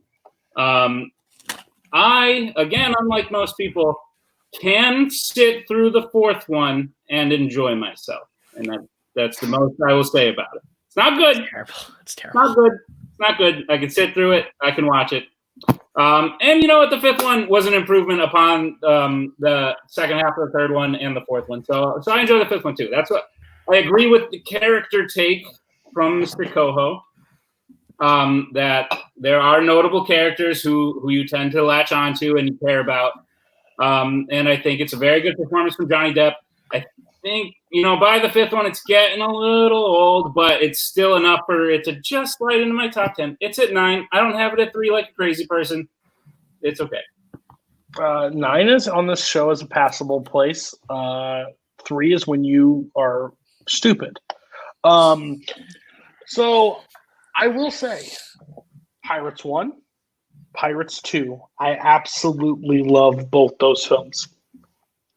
The first one is one of the most surprising things that have ever come from Disney. Honestly, it really is. I absolutely love Barbossa. I think Barbossa is crazy good as the villain. Even when they make him good, I think he works perfectly for me. Davy Jones is one of my favorite villain performances. I think he's great. I do. I do think he's great. I think the special effects and everything goes. The problem that I have is you said Indiana Jones doesn't make your list because 2 movies on it are bad. Congratulations. 3 of your movies are bad. Warzone not bad. 3 movies are bad. The problem is I have to say this. It is bad when you make bad decisions. The movie overall makes terrible decisions that inflates that to an insane level of time. And by the time the actual battle, the culmination of the 3 movies is happening, half your audience is asleep, doing something else with their time, Netflix and chilling. I don't know. That's how I feel about it. Not watching the movie anymore because the Brethren Court and all that bullshit that they go through, the Pirate Court and all this How stuff. I feel about Lord of the Rings, but okay. But I don't get seasick watching Lord of the Rings. They're not freaking. I get vertigo watching Lord of the Rings, though. You watched one of them. One. Okay. I have sat through all 5 of yours. Okay. I would watch all 5 Pirates before I watch any of the Lord of the Rings. That's your Jesus Christ. But no, here's the problem is you have zero argument when you say that is because I have done the research and the homework and sat through all of them. You have done none of it. You've watched one movie and have given it the automatic grade that they're terrible. That's like with one person cuts you off in traffic and everybody that drives a Ford Focus is an asshole. That doesn't mean that's not how that works. So watch the movie. Just watch the movies and then you can make your opinion on it. 5 is one of the main things that pisses me off the most because it got me back in the theater to watch it. It was Ghost Sharks. It was Javier Bardem. Like it was something that was going to be awesome for me, and literally shit all over those expectations. And then they had a credit scene that they were going to lead to more shit. Stop. Put a bullet in it and kill it. It is done. Well, they did. It is over with. So there will be a 6th, then I will watch it opening night 10 times. There's not going to be a 6th. Yeah. You're doing that with Karen you Gillan. can watch it 10 times in one day. That's weird. Okay, guys, it'll be straight to Disney Plus. That's what's going to end up happening. It's going to be the new original for Disney Plus. 2 people did not have this on there. You're free to talk about it. Why are you guys idiots? Why'd you miss this gem? So yeah, like Koho said, for my podcast, we did the whole Pirates Month review, the entire series. If you want my more in-depth thoughts on Pirates movies, go check that out. Shameless plug. But I will say that I do like the first 3. I love 1. I like 2 and 3. 3 is a guilty pleasure. I know it's not good, but I can watch it and enjoy it. But yeah, nothing is like this is not going to get on, because I don't even think 2 is all that great. It's good. It's not. It's good. It's got its elements. It's got its problems, but I'm not putting a franchise on my list based on my love for one film. So no, this is not getting on my list.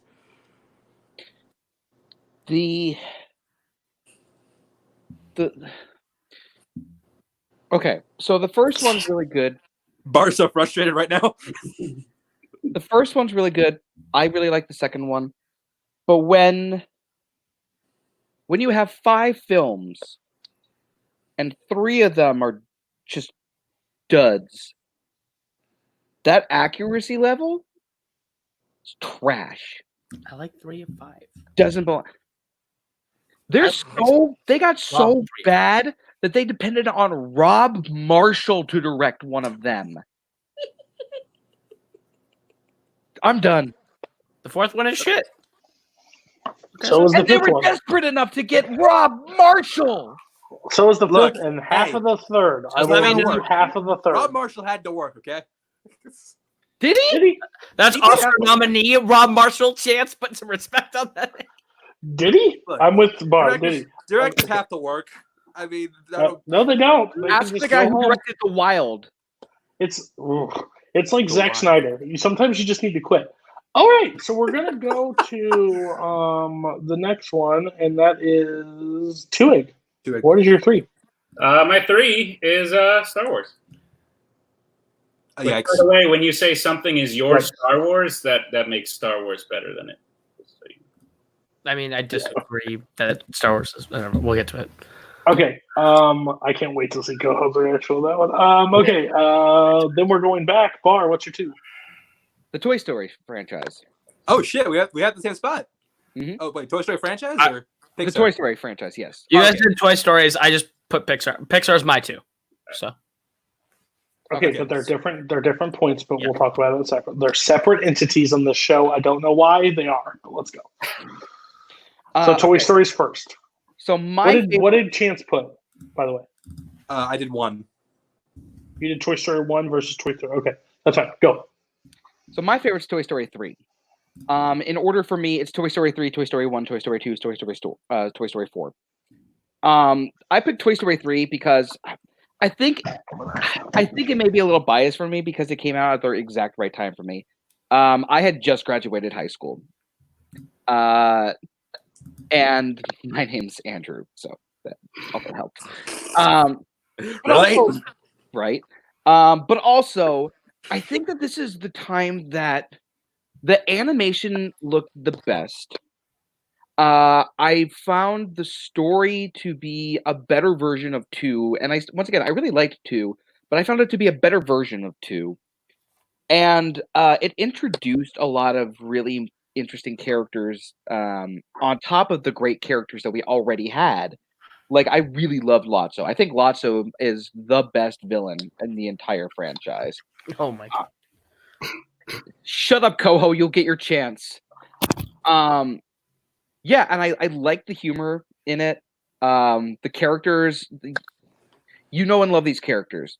They're so incredibly well written.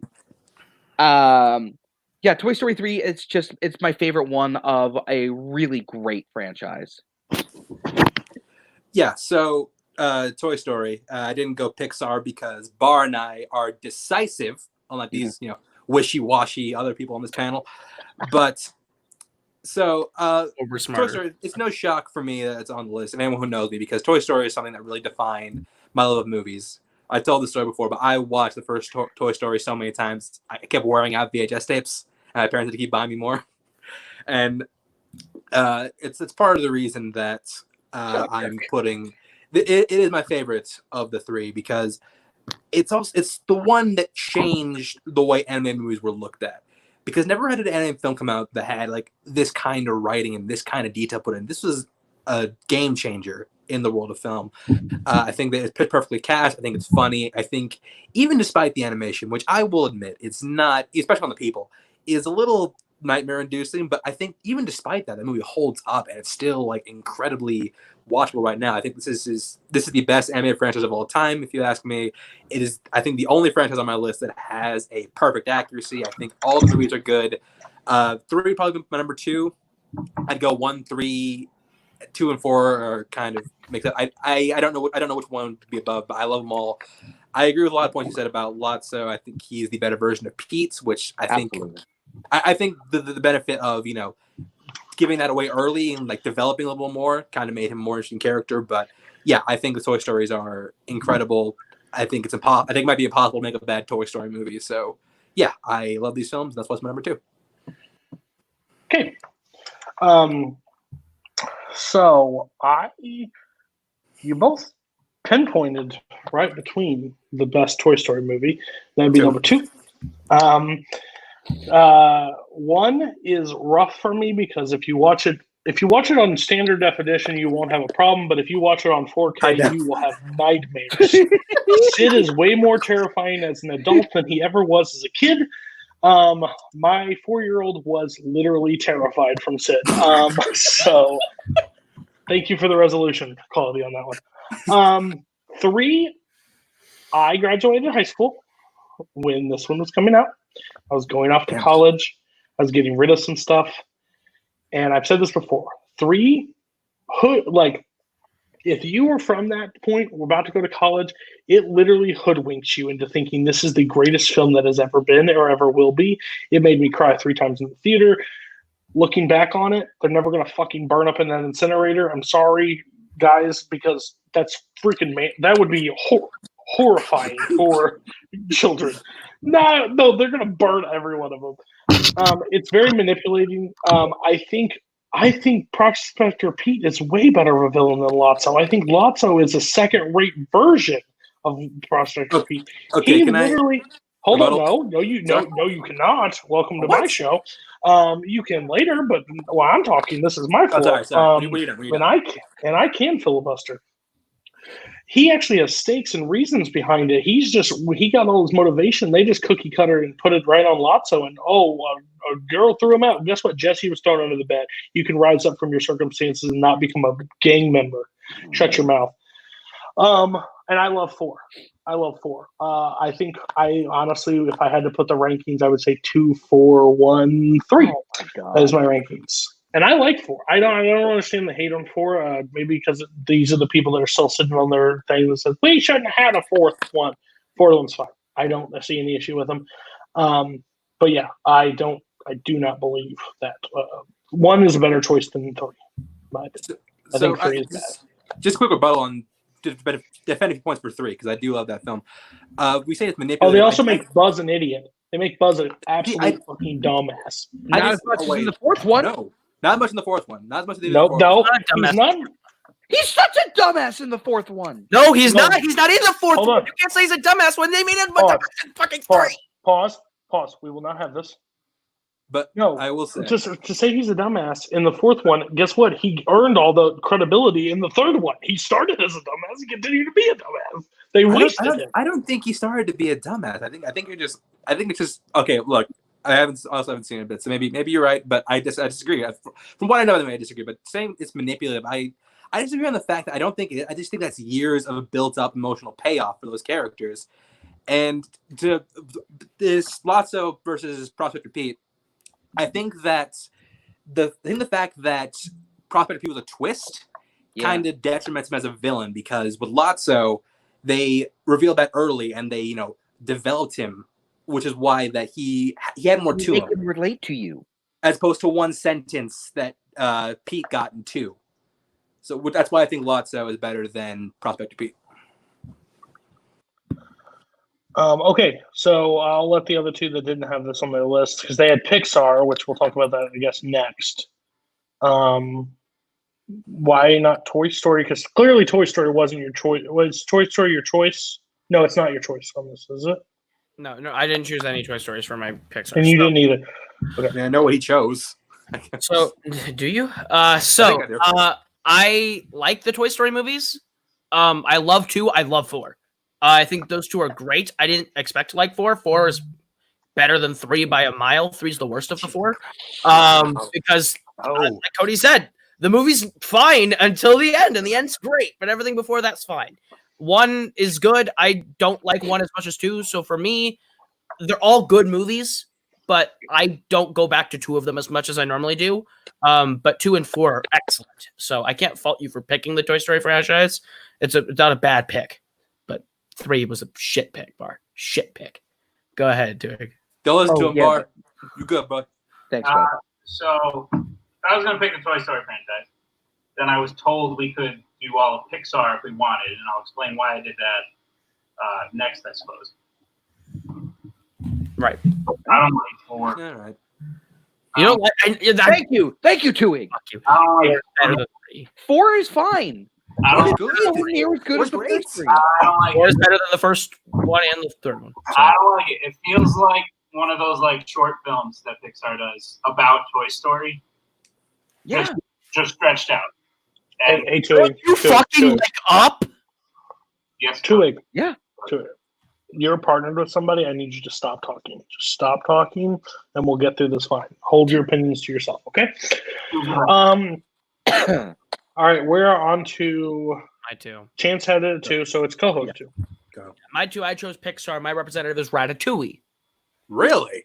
Okay, never mind. I take back what I said. So Pixar, yeah, that's what I thought. So Pixar, on the whole, I think never made a bad movie until 2011 with Cars 2. I think every single movie they made was either really good or great. And after Cars 2, they had a couple misses for me. Finding Dory's a miss for me. I hate Good Dinosaur. But on the whole, every movie they've made is good. Up's kind of meh. Inside Out is good. I don't care for that one as much as others, but I get it. But the track record for Pixar through 23-ish movies, 22-ish movies, somewhere in there, is insane. I love just about every single one that they have. Ratatouille is the one I chose, though, because I think it's the best one they've ever made. I think it's a really great story of just taking the idea of doing something that you're told you can never do and doing it in the best way. It's the best personification of that in Ratatouille. I think Brad Bird explores that idea really well through a rat that looks. And okay, you didn't need to cough terrible movies out loud. But Gattaca's bad. But I know Twig picked Wall-E, so I'll let him talk about Wall-E. And pause, just everybody in the chat. I let you defend it, and there is a theory behind it. The Pixar universe is connected, so that was one of the most. That was the most reasonable one. Like so, Cars yourselves. Lucas, Cars is great. Cars is great. Kirk, We're going based on theories. Can I swap for The Conjuring and make my representative Shazam? Kirk, go in your grumpy old man corner and just sit there, okay? All right, go ahead and talk about the great movie. I've tried to defend this to you before, and I think I'm just really bad at defending Wall-E, but I don't know why. It's my favorite Pixar movie. And I chose Pixar because, call me wishy-washy all you want, you get all the Toy Stories when you choose Pixar. And if I have to put all, so trying to make an analogy, Toy Story 4 to me is all of the bad movies that Koho mentioned compared to the Toy Story trilogy being the rest of Pixar, if that makes any sense. I don't like The Good Dinosaur. I don't like Cars 2 or 3. Finding Dory's iffy for me. Brave's not great, but Ratatouille's freaking great. Monsters, Inc.'s in my top 3. Incredibles is great. Finding Nemo's in my top 3. And Up is in my top 3. And Wall-E's just my favorite. I don't know why you guys hate it. I don't know why you guys hate good stories, well drawn out stories with good messages and shit that made my childhood great. So you know what? Screw all y'all. Wall-E's a good first half of the movie, my friend. No, it has to go somewhere. Cody, you're muted. The whole point is Wall-E's stuck in one. Okay. He needs to go an adventure. Gosh. Wall-E's great. 45 minutes of the movie. Nice. The rest I don't enjoy at all. I think this is bottom tier Pixar. I honestly don't care. I'm not the age, maybe. I don't know. But Ratatouille's fine. It's fine. I don't think it's as great as everybody thinks it is. Like, they were the right age when it came out because Cars came out in 2006. This came out 2007. Yeah. Yes. So they went hand in hand. No one at Koho's obsessed with them. I think they're fine, but they don't hold a candle to Nemo, to Incredibles, to oh man, I can't even think of it now. Coco. I think Coco is amazing. I think Coco is brilliant. And that may be recency bias. I hated Incredibles 2. I hated Finding Dory. So this Pixar's up and down, but overall I love Pixar as the movies that they are. Monsters Inc. So when you pick these two choices, they're just a little okay, fine, I guess. I get it, but I don't. Wall-E would have been a really cool short. Ratatouille, he can cook. Sweet. That old lady with the shotgun is pretty badass, though. I'll tell you that much. Thank you. Barr, and you guys already had Toy Story, so you think you picked the correct movie. Or would you have done it different if you would have been able to pick Pixar as a whole? If I would have been able to pick Pixar as a whole, I would have picked a different movie. And these guys actually picked my number one and my number two. Wall-E's my favorite. Wall-E's my favorite one. Yes, Barr. God damn it. You have terrible taste. And then he's banned. And then with Ratatouille, I've been cooking since I was 13, so that movie hit such a sweet spot for me. Did a rat help you? What's that? Did a rat help you? How dare you talk about my family like that? You live in New Jersey, right? I'm from Philadelphia. No, that makes perfect sense. Okay, no, I'm just kidding. But yeah, no, those are my two favorite. Then Toy Story 3 would be my third. How do you feel about Up? I really like Up a lot. Okay, mute you. Move on. Okay, Chance.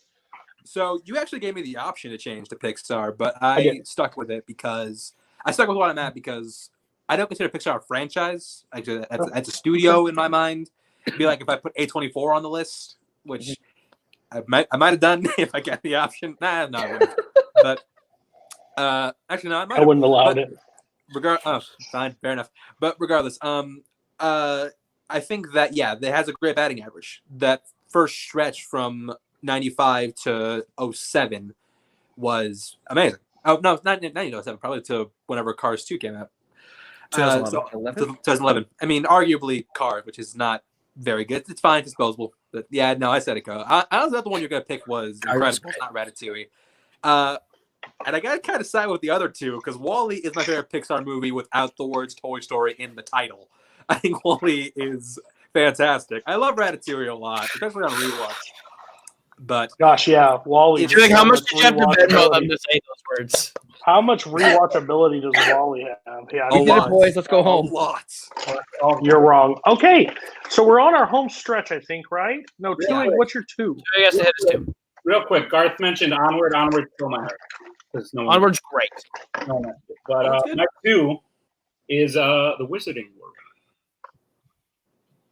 Okay, so that was my ex. Of Harry.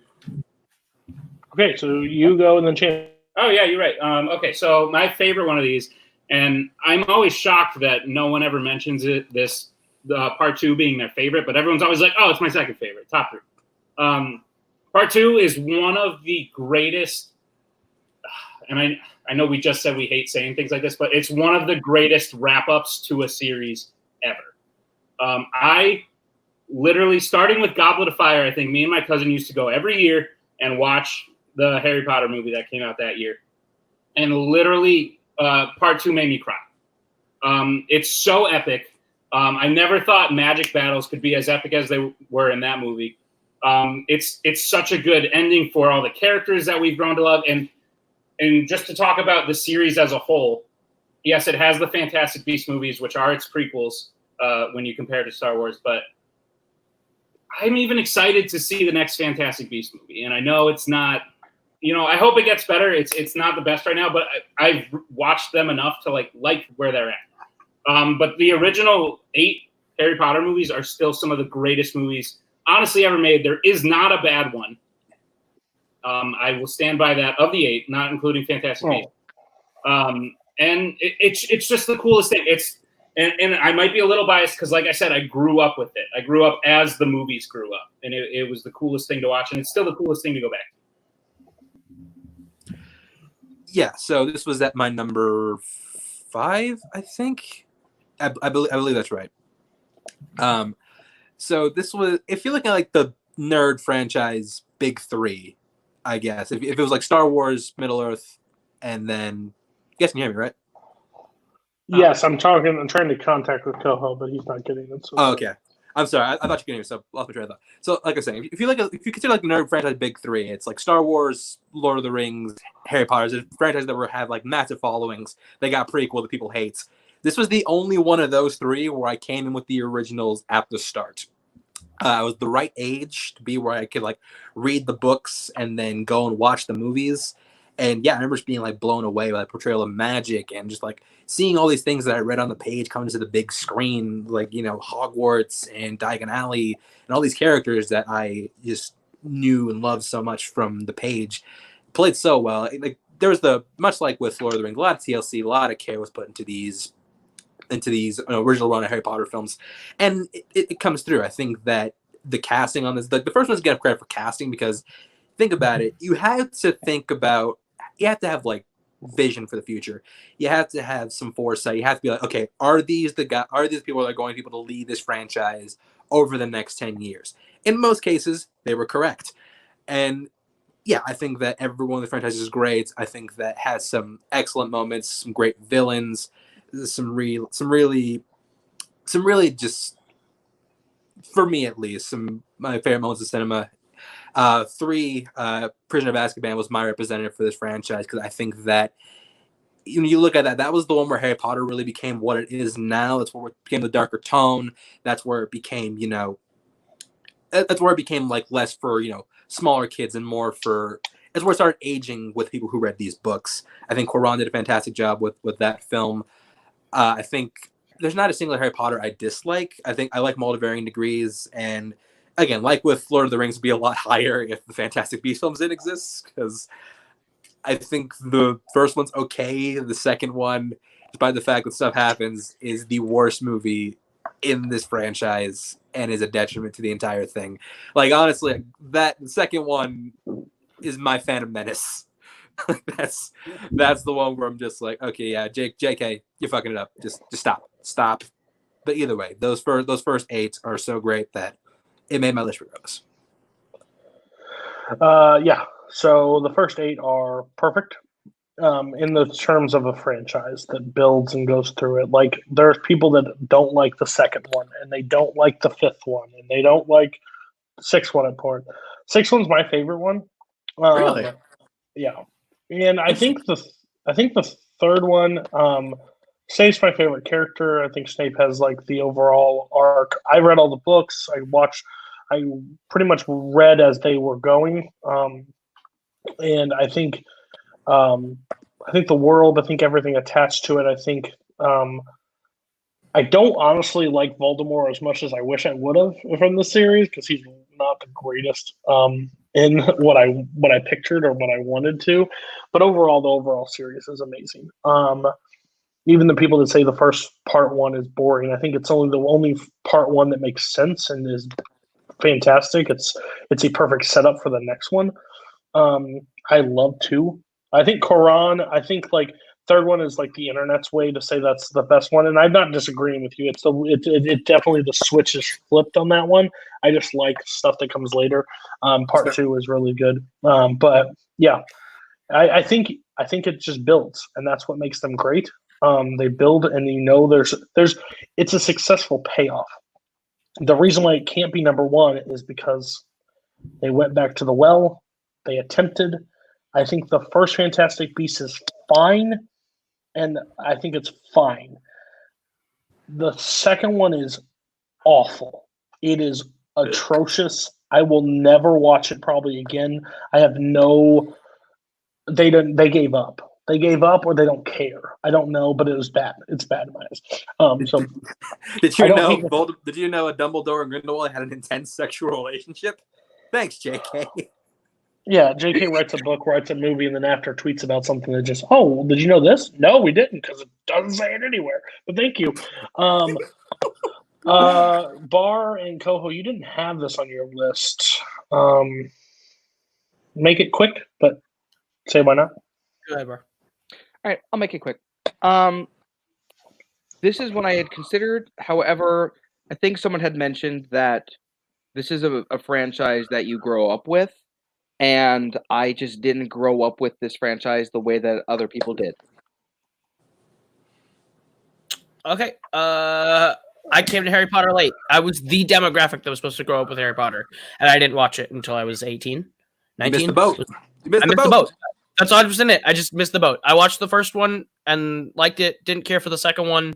Came back with Prisoner. I hate the second one. I loved Prisoner so much that I ran through all of them in the span of a couple of days. And every single time I watched each one, I didn't really understand why I was supposed to like Harry Potter, like the guy. I didn't know why I was supposed to like him. And that's why I like Deathly Hallows Part 2 so much, because the twist and the payoff at the end, where it's like, this was never his story, is like, he's not really the chosen one, is the thing that made me retroactively love every movie just a little bit more. Is that he's not the traditional guy in the story that you're supposed to care about. Neville is the chosen one. Neville's the chosen one of this entire series. No. He really is. No. He's the one. Oh he is, my God, you've been reading too many Red Pill internet series. Hold on.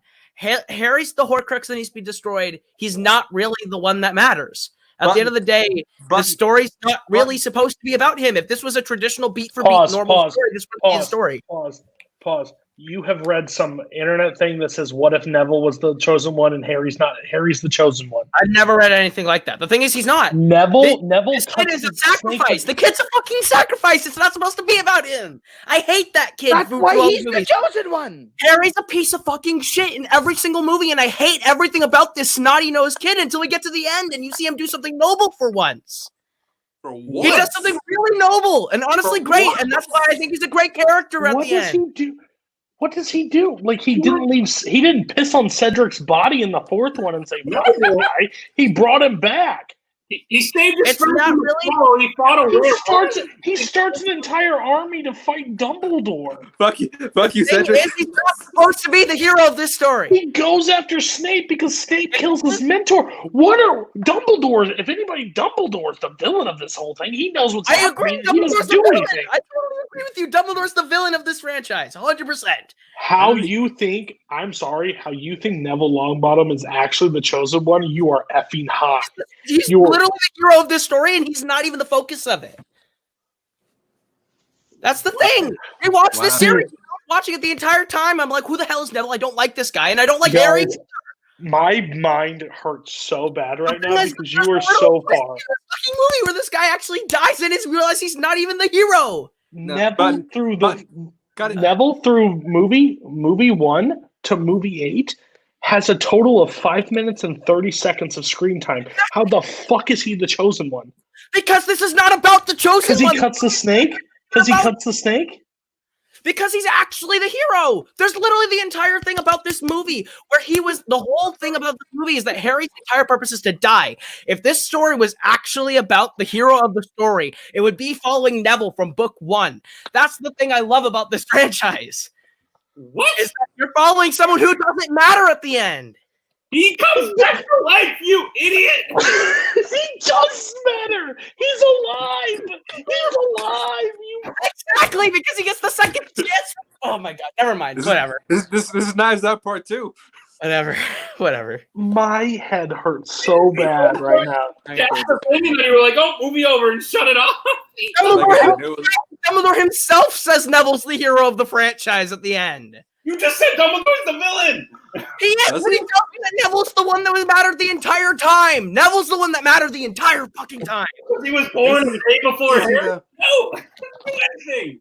Oh my god, never mind. Whatever. If Harry's not around, guess what? No, I'm just sorry. If Harry locks away and starts a cruise line in the Alaska, Voldemort kills everybody on Earth. Everybody. Neville loses.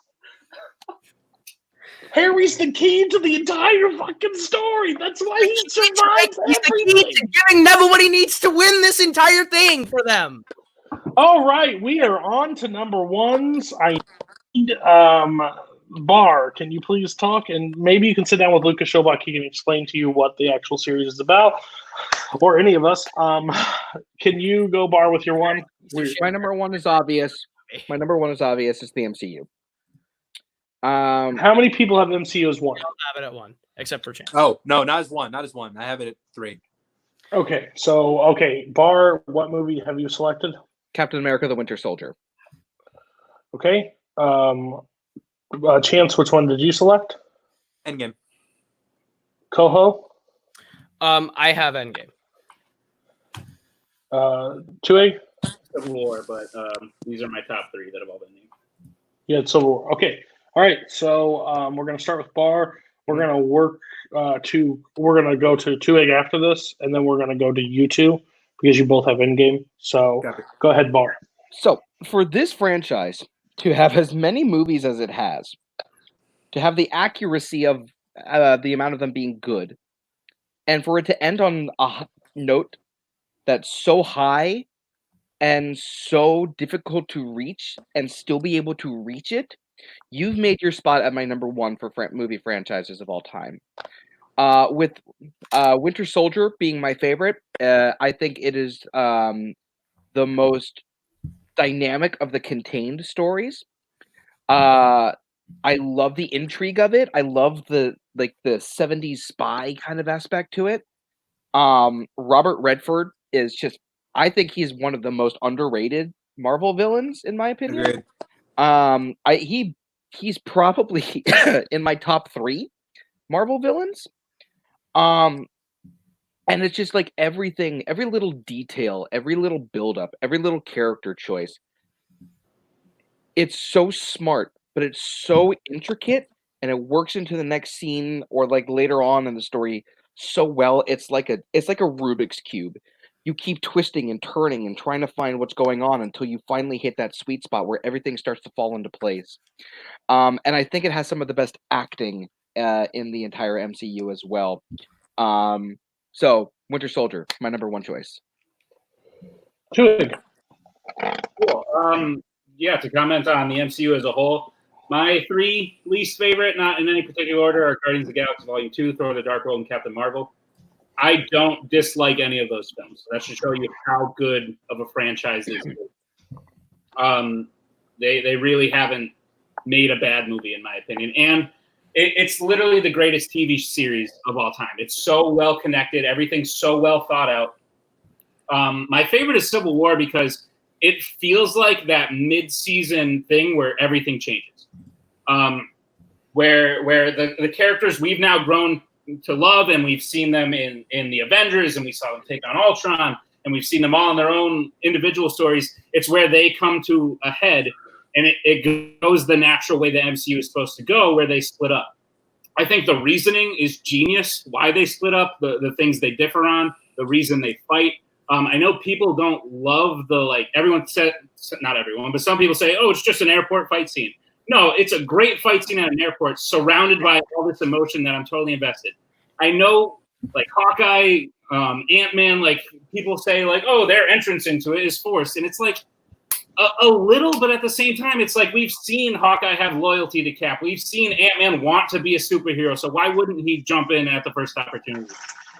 I think there's a lot of really cool character moments, and to have the final fight be the 2 OG Avengers, if you don't count Captain Marvel, Iron Man and Captain America, finally coming to a head and fighting each other with so much emotion behind it. It's just the coolest. I think the villain is not the greatest villain in the MCU. But I think he's a good villain, and I think he's a smart villain, and I think the plan works out great, and I think it's an awesome introduction for Black Panther and Spider-Man. Yep. I love both your guys' movies. It's just, for me, Endgame won't ever be topped. Once you go through all of that to get to Endgame, it's 3 hours of a great movie that just pays everything off in such an amazing way that, for me, it's really hard to top that. Though I love both your movies. Someone in the chat keeps saying there's a 3-act problem. The 3rd act of Civil War is terrible. I think the 3rd act is actually the best part of Civil War. The fight between Tony and Cap's better than the airport fight, but okay. But I think Avengers Endgame ends the characters in such a great way to end what we know up to this point, the world that we've experienced to this point, and put a nice bow on it and wrap it up so we can start something new and go somewhere from here. After wrapping up 11 years of great storytelling, it's really hard to top that for me. I think Thor's great in this movie. I think Tony's great in this movie. I think Cap's great in this movie. I think all 3 of them get really, really great arcs and wrap it up really well. Yeah, so I think that it's because I'm in the middle of a rewatch right now. It's crazy to think where this franchise is now versus where it started. Because look, all the way back in 2008, Kevin Feige, this dude who had a crap track record as a producer at this point, he's like, okay, we're going to make a movie about a D-list comic character starring a actor who's still kind of washed up with the director of Elf, and to have the vision this is going to be the start of something major. You got to give it to Kevin Feige just for his vision and his foresight. And as someone who was an avid reader of comics when I was younger, and Marvel especially, because I found their characters a lot more interesting by the fact that I love Batman, I used to imagine, I used to dream of seeing a franchise like this. I'm just man, how cool would it be if we had a franchise that was like comic books and all the characters had their own stories, and every now and then they come together, it's never going to happen. And then it did. I remember 2012, I never thought I'd see a film like the first Avengers, and I did, and I loved it. And every time I think I can't get better than this, they keep topping it. And I think Endgame, like Koho said, is the apex of that. Just have so many characters and just have so many arcs and have it pay off in such a meaningful way. Usually a movie with that much hype and that much buildup would disappoint to no end. But it came out, and you have it in the hands of 2 filmmakers who know these characters, who understand the character, understand the universe, understand what audiences want to see, and they do it. And they did it incredibly well. I love Endgame. It was my favorite film of last year. I love this franchise. I mean, to varying degrees. I like all of them to varying degrees, but even the one I'm not super high on, those movies are still better than most comic book films. The Incredible Hulk and Thor: The Dark World are still better than what most people can turn out. So I think that it's a franchise with a great record. The only reason it's not number 1 for me is because I have more personal attachment to my top 2. than I do the MCU. But still, amazing franchise. I'll make this short. The MCU, I just got the rewatch. Guardians would be my number one. I think Guardians is the best one from it. I don't care that it was shouldn't have worked. Blah blah blah. I just think the overall character dynamics between all of them make me actually care about them. Next would be Captain America: Winter Soldier would be my number two. So I think that is. I think maybe it's because of the spy genre. I think it's just brilliant. And I've never been a big Cap fan. 3 would actually be Infinity War. I think Infinity War. I actually like Infinity War more than Endgame just because of it's tighter, and I think Thanos is better. And like I used to say, oh, the deaths don't mean anything. The deaths do mean something when you take it in the aspect that like those characters are gone. They're not the same versions of themselves, basically. So I mean, that's something they've missed part of their lives. Like they've had to live without them. So, and Endgame's my 5. I don't hate Endgame. I think it's fine. I think the first act is very slow at times. I think it takes a while to get going, but overall, the payoff is great. I think I only have 4 movies in the 5 that I really don't like. 3 I think are bad.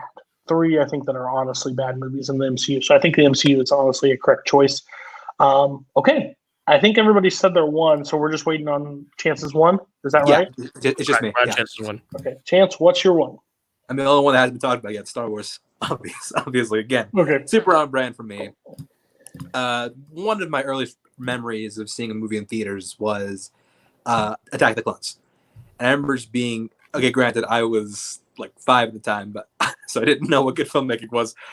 But I remember just being blown away by like, oh, was this space wizards and laser swords? This is fantastic. And then my uncle showed me the originals, and I was if that blew me away, like my mind was just destroyed after seeing the originals, because I'm just like, these are amazing. And you look back at when it came out in the 70s and 80s, like they were seeing as huge risks, like they're B-movie serial type films, sci-fi serial type films, and just come out and just be as good as they are, well received as they are, and just game changing for the Hollywood landscape. It's incredible. And I just watched them again in honor of May the 4th. They still hold up. I don't think they're films that will ever date. Like, I think that's the good thing about those originals. Like, they're never going to date. Empire Strikes Back is my representative because I do think it's the deepest story. It's the most interesting. I think it has a lot of good character growth, has a lot of really incredible moments. Some of the franchise's best moments are in this movie. I think that it left the biggest impression on me and on a lot of people. I know that this is a lot of people's favorite Star Wars film, as it should be. The prequels, I mean, I respect George Lucas for doing what he wanted to do. I don't think those movies they're not good. I find moments in them. I know they're not great, but I know the Disney Star Wars get a lot of hate, but I like a good amount of those. Like, I really love Force Awakens, Rogue One, Last Jedi. I like Solo. I'm in the minority, I think, where I like Rise of Skywalker more than most. I admit it's false, but I do like it. I wouldn't be like my top 5 or anything, but I like it fine. And the point is, this will never not be a number 1 franchise. It's a franchise that it's been so near, dear, and personal to me and to everyone in my family for decades. It's one that I'll always turn up for a Star Wars movie. I'll always turn up for Star Wars anything. I love Star Wars. It is my favorite franchise of all time. Who else had it? Well, everybody had it, right? Mm-hmm. Barr didn't. I did not. Barr did not. Oh, you didn't have it? Oh, it was Twohig. I thought that was you. Okay, so Twohig, you had what movie to represent? Empire. Okay, go ahead and talk about it, and then Chance, and then Koho will go. Okay, cool. Many of the reasons Chance said. The reason it's not one. Didn't love the new trilogy. Rise of Skywalker is actually my favorite of the new trilogy. Yep, look at me. Do it all you want. Force Awakens is great too, but I hate The Last Jedi. Sorry, Koho. No, I know how you feel about Last Jedi. We've talked for like 5 hours. Nico had a very long conversation. If you're ever interested, he might sway your opinion a little bit. I like The Last Jedi a little bit more after talking to Koho, but it's still not great. Don't like Solo, but I do really like Rogue One. And the prequels are not good, but I like them. So because I have to apologize for them, other than Revenge of the Sith, I think Revenge of the Sith is a good movie. But Phantom Menace and Attack of the Clones, I have to apologize for. But the original trilogy is untouched to me. It's so great. Empire is the best of those, and it's the top of these. I don't know why Lucas is mad at me, but I'm sorry. Koho, because he loves Last Jedi. Yeah, Lucas loves Last Jedi as well. I had it at 7, and Last Jedi was my pick. So I lost a lot of appreciation for Star Wars as a franchise in the last rewatch, not because they're bad movies, just I don't necessarily get the fandom around them as much as I used to. I like, which is Cody's word, I stole his phrase. I 100% acknowledge it. But I like the original trilogy. I like Empire, but of those three, it's the one I go back to the least of the original three. Personally, for me, I don't love the second act. The thing is, like, for me, I grew up like on the prequels like Chance, but I still hated the first two of them. Revenge of the Sith I love. There's problems with Revenge of the Sith, 100% acknowledge it. That's the first Star Wars movie I remember watching on repeat and scratching the DVD to hell because I watched it so much. Whereas when I came back to Star Wars in 2015, I liked Force Awakens, Rogue One's fine. I loved Last Jedi because I loved it because I wasn't sold on where we were going in Force Awakens 100%. It felt like we were going back to redo the original trilogy, and Last Jedi goes, hold up, we're changing your expectations. We're subverting it, and we're giving you something different. And then JJ said, fuck that. And that's why I hate Rise of Skywalker, because it's a badly made movie. And Solo's fun. Solo's fine. But on the whole, Star Wars is just a fun franchise that I don't have a ton of personal attachment to. I use the expression of Pirates of the Caribbean is my Star Wars because that's the thing that most people do love as their favorite thing ever. So that's why I use that expression. Star Wars isn't that for me, but I respect it if Star Wars is that for you. So, yes, Koho has already stolen it. After my rewatches, I do not understand the fandom behind Star Wars anymore. I think they're fine. I think they're fun movies. I like the original. I like the original trilogy. I don't like Rogue One. Solo's fine. I hate Phantom Menace. I hate Attack of the Clones. Revenge of the Sith I enjoy. Force Awakens I like. I hate Last Jedi, and I fucking hate Rise of Skywalker. I think Rise of Skywalker is an abomination of a movie.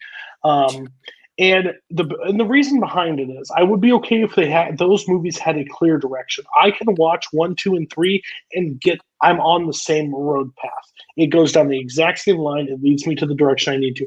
I can watch the original trilogy. It leads me right down to it.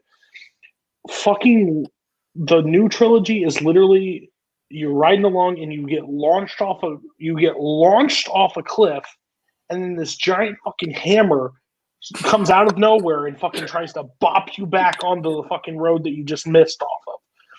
They don't connect. They don't work together. They set up something in the first one that they don't care about in the second one. Then they try to make you care about it in the second one and the third one.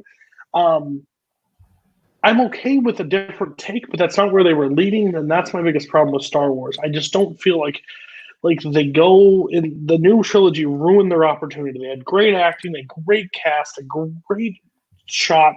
They tried something different. Star Wars fans were pissed off, so then they reverted back to try something completely back to JJ.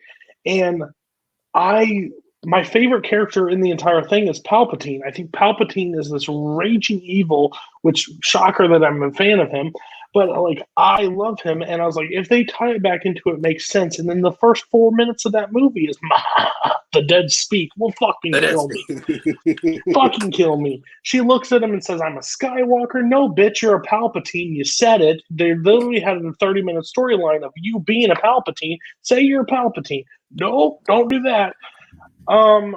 The overall story I think are fine. I honestly don't understand the fandom anymore. I just don't. I think if you like the original trilogy, you are not wrong. If you like Revenge of the Sith, fine. But those overall movies as a franchise are convoluted and dumb.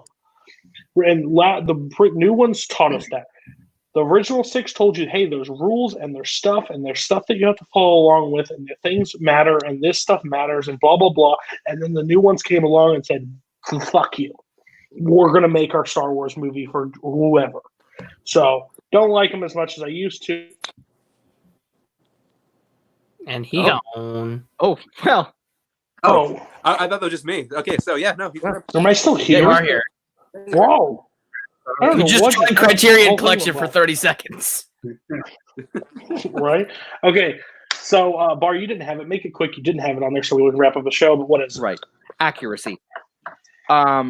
I think episode 1 is one of the worst films I've ever seen. I wouldn't want to put a franchise on my list with one of the worst movies I've ever seen in my life. It's C-SPAN in space. Yeah. Also, Koho, I see you in the chat. Shut up. What? I said, Koho, I also see you in the chat as Multiplex. Shut up. Okay, we good? Chris Diaz, leave me alone. We good? No, Chris, keep going. Okay. Yeah. So, okay. All right. So that was a show. Let's see what the combined best franchises of all time, represented by a movie, because I got to be the tiebreaker if you didn't have the same one. Don't knock C-SPAN. Shut up, you old man. Here's the show, good Lord. I love watching politics. Well, I am the Senate on this show. Koho, can I get my list? Thank you. Combined list. We're doing Middle Earth. I think I picked Two Towers. Pirates of the Caribbean. I'm pretty sure I picked Dead Man's. Pick Dead Man's Chest. I can't believe that's true. Batman. Shut up. Batman. I did Dark Knight. Indiana Jones. I think I did Raiders. Mm-hmm. Or I think Raiders was the overall. Raiders was the overall. Mission Impossible Fallout. Wizarding World. I think I did part 2. Rocky. I think I did. Rocky was the one because you both had it. Star Wars was Empire. Pixar. I think Toy Story just automatically. I think Toy Story will just automatically take it. Okay. And MCU, we did Endgame because you most have had it. Okay, the list, I didn't really do much grades on this one. If I had to do a grade, Koho gets an F. I'll just say that right now.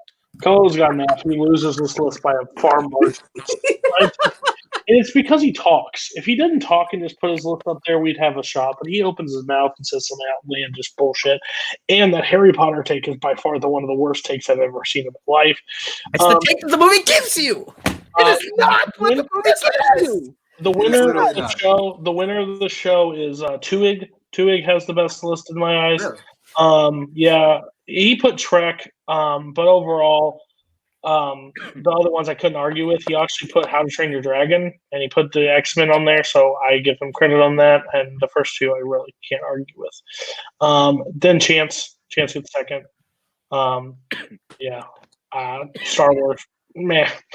And then you took Toy Story, and we had a fight, and it was weird. And Mad Max, that just automatically pisses me off. And third place goes to Barr.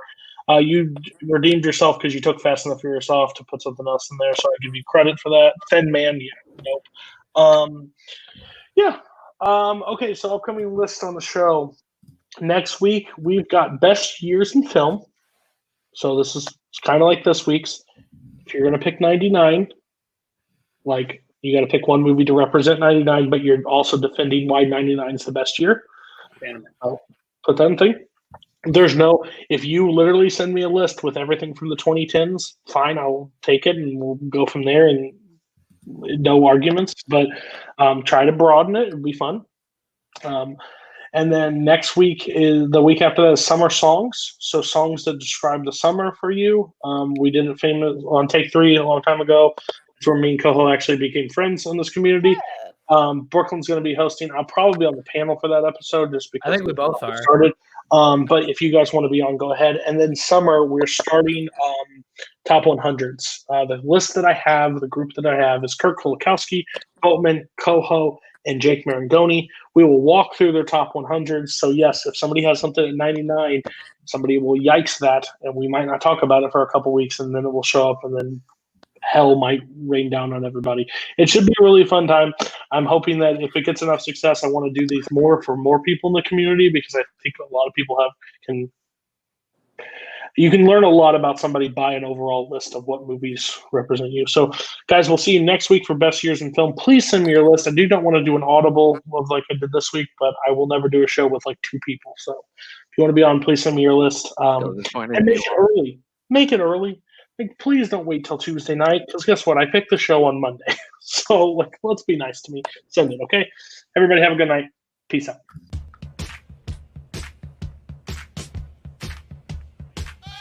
Well, I'm funny how? I mean, funny like I'm a clown. I amuse you. You have part of my attention. You have the minimum amount. I'm the guy who does his job. You must be the other guy. You got a lot of problems, don't you? Oh, it's good to be back. Eat shit. Eat shit. Eat shit. Smug smile. Definitely eat shit. I'm as mad as hell, and I'm not gonna take this anymore! You can't handle the truth.